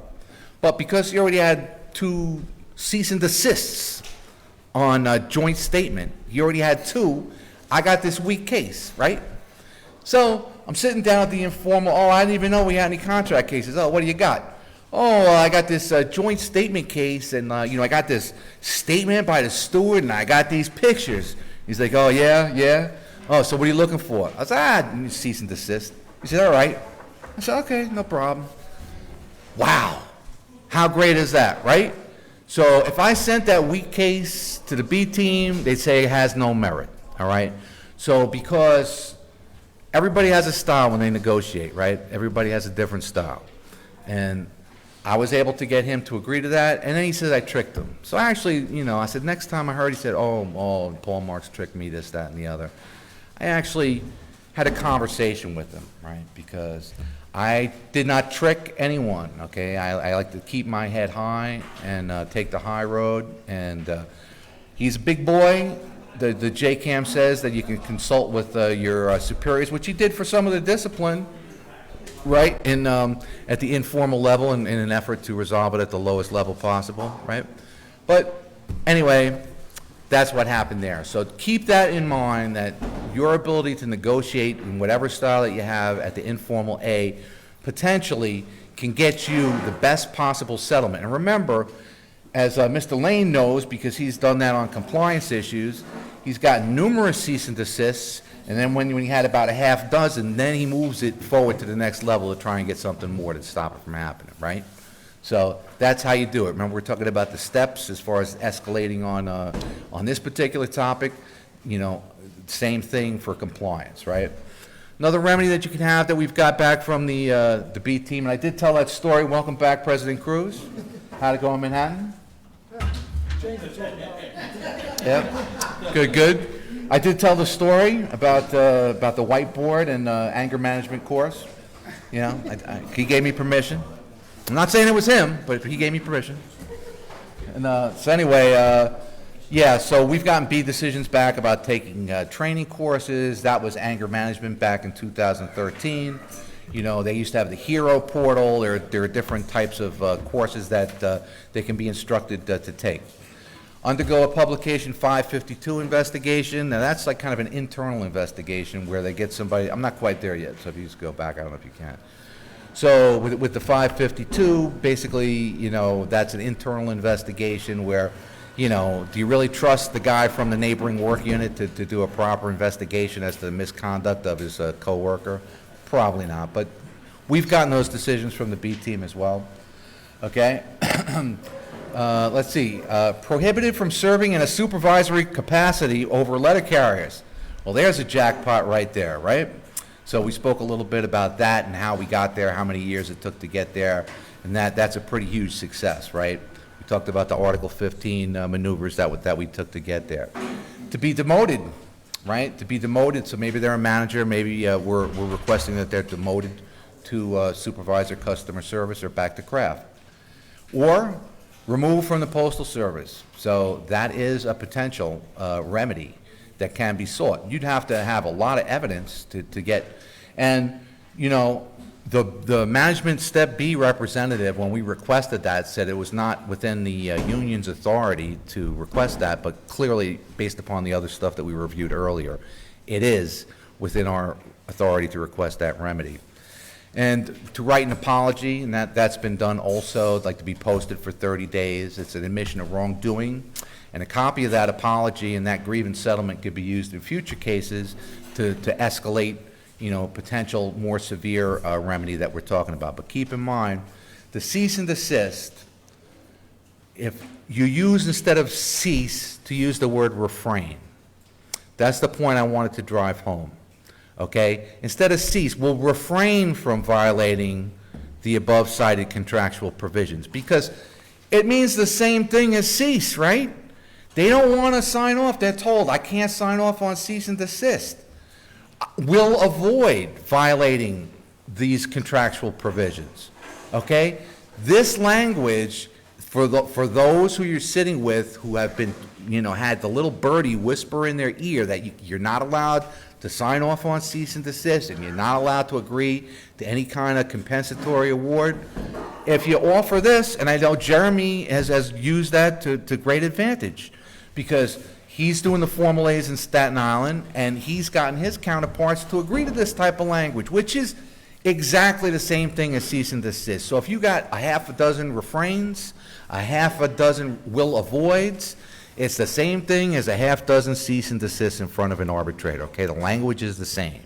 So please keep that in mind. It's very, very, very, very important because that could be the key to actually getting you what you're actually looking for, right? So the next slide, I know Mr. Aziz, can you hit, just this is a picture of the 552 cover. I think you hit the space bar, I think, and it goes. No? Anyway, I got this USPS publication 552. Space bar no good? No? Mr. Aziz, I'm sorry. Yeah, so that's just what that is. Then I go into a little bit about, okay, now aside from, we kind of wrapped up the grievance procedure portion, and now we're talking about EEO, right? The EEOC, Equal Employment Opportunity Commission. Okay, so that agency, there are 4 federal civil rights laws that are enforced through the EEO complaint process. One more. All right. There's Title VII of the Civil Rights Act of '64 as amended, Equal Pay Act of '63, Rehabilitation Act of '73 as amended, Age Discrimination and Employment Act of '67 as amended, Pregnant Workers Fairness Act of '22, and the Genetic Information Non-Discrimination Act of 2008. Okay, can we get the next slide? Okay, any, no? Can't figure it out? Yeah. Anyway, there it is, thank you. It is the policy of the federal government to treat all employees with dignity and respect and to provide a workplace that is free from discrimination. That's their anti-discrimination policy. So that's federal statutes that protect employees and applicants from discrimination involving unfair treatment because of protected EEO bases, which we're going to review quickly. Harassment, as we discussed, by managers, coworkers, or others in the workplace because of EEO bases. So in order to have an EEO complaint, it has to be because of these criteria that we'll go over. Denial of a reasonable workplace accommodation because of a religious belief or a disability. Retaliation due to opposition to discrimination or participation in EEO processes. Okay, next slide. So these are the criteria that, it's basically when we were talking about having standing in the grievance procedure, this is, you know, you have to make an allegation to have standing at EEO that one of these things, you know, has been, you know, violated as far as anti-discrimination. Race, color, religion, sex, national origin, age if you're 40 or over, disability, genetic information, or retaliation for participation in the EEO process or opposition to discrimination. So of course, us grievance handlers know that in 12B on the 8190, there's a checkbox if there's an EEO case that's been filed. So that notifies the deciding party that yes, this is pending. And as most of you know, through the EEO redress process, it's possible to get a remedy similar to something in the grievance procedure. I know Richie's done more EEOs than me probably, but there's a little section in a redress settlement, you know, involving grievance settlements as well. But if someone files an EEO complaint and then there's an adverse action taken against them, then that is based on this. It's already the basis to have standing at EEO. Because you're making the allegation that they were retaliated against, regardless of the merits of the initial EEO case, okay, that they're taking an adverse action on them because they filed that EEO case. Now, whether or not you're going to prove that, you know, that's something else, but that is a protection that's afforded, okay? Okay, sure. I've had postmasters in the past. Speak up, please. I've had postmasters in the past, or I think they were postmasters or someone below that. Asked me for. Oh, thank you. Asked me for more documentation, even asked me for a doctor's note saying that I have a learning disability. And when I applied to the post office, I actually put everything in, and then I had a reader for the exam, and and I also checked off that I have my disability. But after that, every time I've had a new postmaster or supervisor, they've always wanted more evidence, and they would even go as far as asking for a doctor's note, and I always found that to be absurd. Right. Well, there are HIPAA laws that prevent them from asking you for any type of diagnosis. When they ask for medical documentation, the only thing it should say is it should specify any type of limitations based upon your medical condition, and it should stipulate whether or not, you know, you were incapacitated for duty for whatever period of time. Or if, like I said, if there's certain restrictions based on your medical condition, but they have absolutely no right to, for any kind of diagnosis. So I forget, there's a form that they, at one point, they tried to have carriers sign this form, which is a release, basically giving up all of your HIPAA protections that allows them to invade your, private, personal medical information. Okay, that should never be signed, okay? Anytime you're presented with that kind of form, and forgive me for not remembering the form number, but anything that looks like that, if it smells funny, you're never required to sign anything, right? So you don't have to sign that. So they were forcing, there's even a big effort now for, light duty and limited duty to, crack down on that and like be a little more, put them more under the microscope, right? So just be aware that any kind of specific diagnosis, you don't have to tell them verbally, you certainly don't have to put it in writing, and that's privacy protected under the HIPAA law. Okay, thank you so much. Yep, you're very welcome. All right, so moving on, because I can't wait to hear what happened in Manhattan. So you can file a complaint with EEO, right? That's done. I'm sorry, we're done with EEO. So now we're on to OSHA, right? So that's a pretty heavy, option. That's the website. Okay, OSHA defines workplace violence as any act or threat of physical violence, harassment, intimidation, or other threatening, disruptive behavior that that occurs at the work site. Similarly, retribution, there's no retribution for taking this action under Article 14 with a 1767.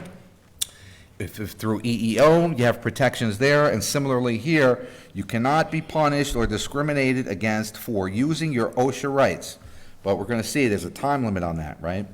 So the OSH Act protects workers who complain to their employer, OSHA, or other government agencies about unsafe or unhealthful working conditions in the workplace. You cannot be transferred, denied a raise, have your hours reduced, be fired, or punished in any other way because you used any right given to you under the OSH Act. Help is available from OSHA for whistleblowers. So here's the thing. If you do file an OSHA complaint and you've been, there's been retribution, retaliation for filing that complaint, okay, you have 30 days. If you have been punished or discriminated against for using your rights, you must file a complaint with OSHA within 30 days of the alleged reprisal for most complaints. So keep that in mind. Okay, a couple of great quotes to wrap it up. Okay, a quote often attributed to Edmund Burke.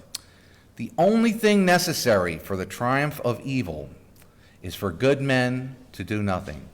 So the good men and the good women that are here, that are the stewards, and that are thy brother's keeper, as we discussed earlier, okay, to stand by and see something like this and not do nothing, or to do nothing, not do anything, okay, that's how evil triumphs, right? And we can't allow that to happen, because that's what we're tasked with. Stewards, we're stewards of the carriers because we protect them, okay, and that's what we should have in our heart.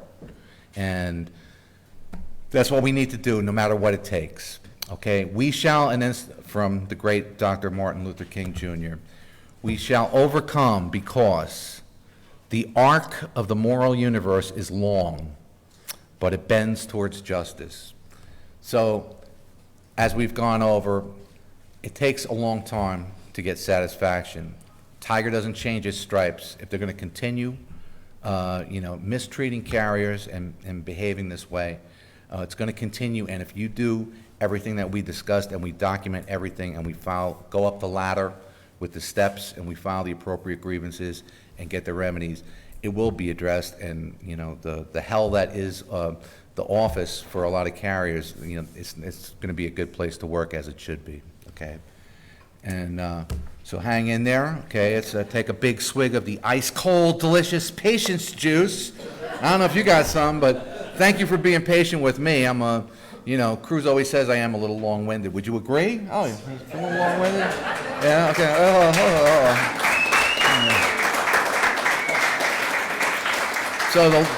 So the last slide, remember, lots of meat on the bone, big mug full of patience juice.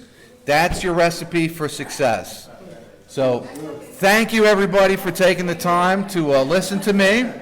I know President Cruz is going to want to address you, and probably Vice President James Henry. I guess they're both back from Manhattan. They'll let us know how things went. And it was a pleasure having you in my audience. Hopefully you got something out of it, okay? Thanks so much.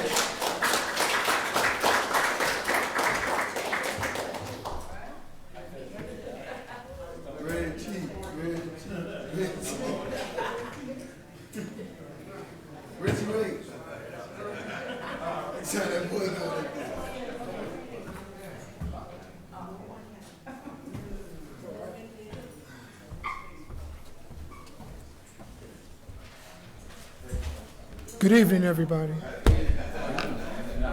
Brothers and sisters, welcome to the Hot House with Richie Ray. Take a sip of my coffee.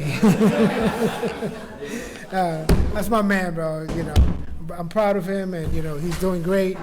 It took us a while to adapt, you know, but you know we're still adapting with a lot of things. But that's what this is. That's what unionism is about. We got to adapt, we overcome, we achieve, and we do what we got to do. We're done with the training, but Brother James got a few words. You know, I did mess up this morning. I do want to apologize. I want to mention my brother Dave Groskoff from Buffalo, New York. He's also here too, man.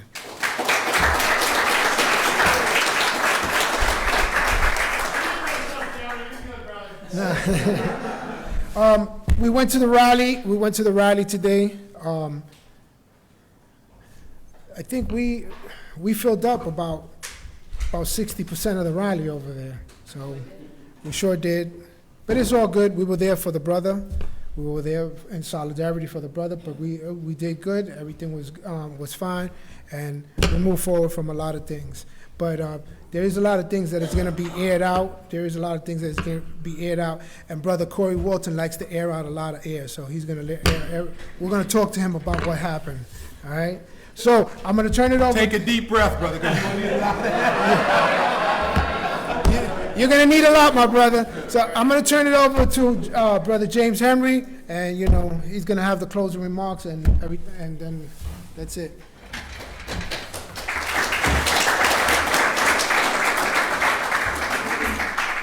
First of all, did you guys enjoy the training that you got today? Thought it was worthwhile for you? Good, good. You had some of the NLC's finest trainers up here. Everybody knows that Corey has a love for training. You have Paul, and we have my man Richie Ray up here. Let's give them a hand. Thank them for putting on the training. And I want to give you guys a hand for coming out today, you know. As John has stated, we went down to Harlem to show solidarity with Branch 36 in the senseless murder of Brother Ray Hodge. And it is something that I think that the family appreciated, that we were there. And it made a difference. And the reality of it is that no matter what transpire, people have heard me say before, it don't matter what branch you come from, whether you come from branch 2, whether you come from branch 3, 4, 1100, 41, it just doesn't matter. What precedes, the acronym that precedes every number in this great union of ours is NALC, the National Association of Letter Carriers. And as such, we are one union, and we need to make sure that we understand that and act accordingly. You can't get caught up with politics. I often like to say principle above politics. The one thing about principles versus values, you know, values is depending on what you consider important to you at that particular point in time. These share values, but principles are things that don't change. And this is what we have to do, is stay on one accord with one another, make sure that we continue to support one another and stay in solidarity, stand in solidarity, and make sure that we continue to hold leadership accountable. That includes myself. that means that we have one common cause. And the most recent article that I wrote here for the Postal Record here the last month was, Am I My Brother's Keeper? This one here was United We Stand. Empowered, we thrive. And that's what we got to keep in mind. We can thrive when we're empowered, because I am not the union, as I indicated here before. Corey's not the union. John is not the union. Who's the union is the rank and file member that's out there on that floor, not any individual that resides down at 100 Indiana Avenue Northwest. I put my pants on one leg at a time, just like each and every one of you. And as such, I'm just blessed to be in a position of influence. But my first and foremost duty and obligation as any NELC representative is to the membership on the workroom floor and the membership, the NLC as a whole. So yes, today we went down there in solidarity to support the family, support the letter carriers there, and show that pettiness is not what we are made of. We are cut from a different cloth. There is a current rap song out that maybe some of you they not like us.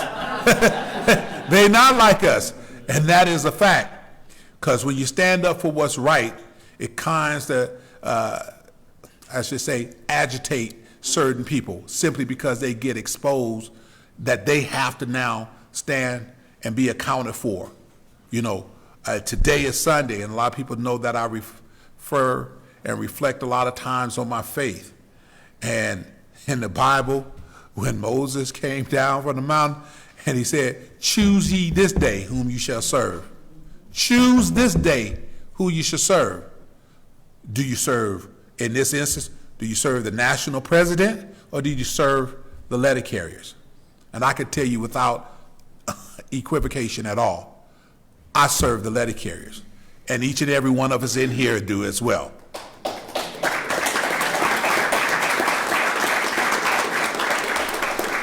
So, like I said, each and every one of you could have been anywhere you wanted to be today. And you chose to come out here and get training, listen to what is being said here, and being able to take what you have learned back to the workroom floor. Corey had mentioned about those vehicle inspection cards that they have in the station. Well, you have the information there. You could go ahead and print that out and give it to them, because a lot of times folks don't even know what their rights are. Attention to detail is the difference between success and failure more often than not. And getting detailed information and being mentored is important. I have stated from the very, very beginning with my remarks here is that I believe that every single member in the NLC should have unfettered access to education, should be in a position to be competitive for any position in the NLC. And it should always be who's the best person up, not the next person up. Forget this kiss in the ring nonsense, all right? We are brothers and sisters in one skin, you know. In the Marine Corps, you know, to kind of emphasize that, they would not refer to us in our ethnic group. They say you either light green or dark green, right? And so we are light blue and dark blue. No matter what, we are blue. We are letter carriers, and we are here, and we are going to make a change. The CLC is about reform. It's not about dissension. It's not about being divisive, as some would like to have you believe. That is not what we're here for. We hear about bringing this car back to the center of the road, making this union what it's supposed to be, and having people in a position of authority that understand what their obligation is. Making sure that you act with the moral compass, that you stand up for what you know is right. No one has to be a bobblehead, but you certainly are accountable for your actions. And so we that are here today, and like I said, the CLC, and those of you that have been supporting us, I want to give you a heartfelt thank you. We are appreciative, because we cannot do what we do without your support.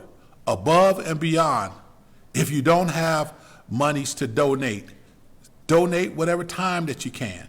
We're going to need organizers. We're going to need individuals to go from office to office, city to city, getting the word out that there are people that are in the NLC that genuinely care about you. And that's what I need you to understand. We genuinely care about you. Nobody fronting here. And this is one of the reasons why I get passionate about what I say, is because I have convictions about that. And I'll close by saying I always say that the best ability is dependability. Because it doesn't matter how smart you are, how talented you are, how gifted you are at anything. If you cannot be relied upon, what does it mean? It doesn't mean nothing. It doesn't mean nothing.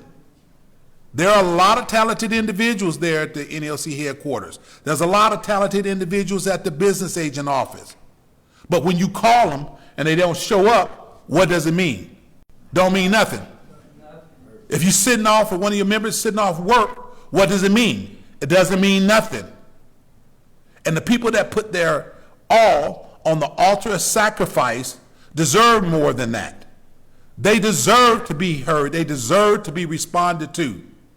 Because they said, when you have letter carriers that are out there that are losing their homes and they just need some assistance, they're losing their jobs, and they've been unjustly disciplined and they need some assistance.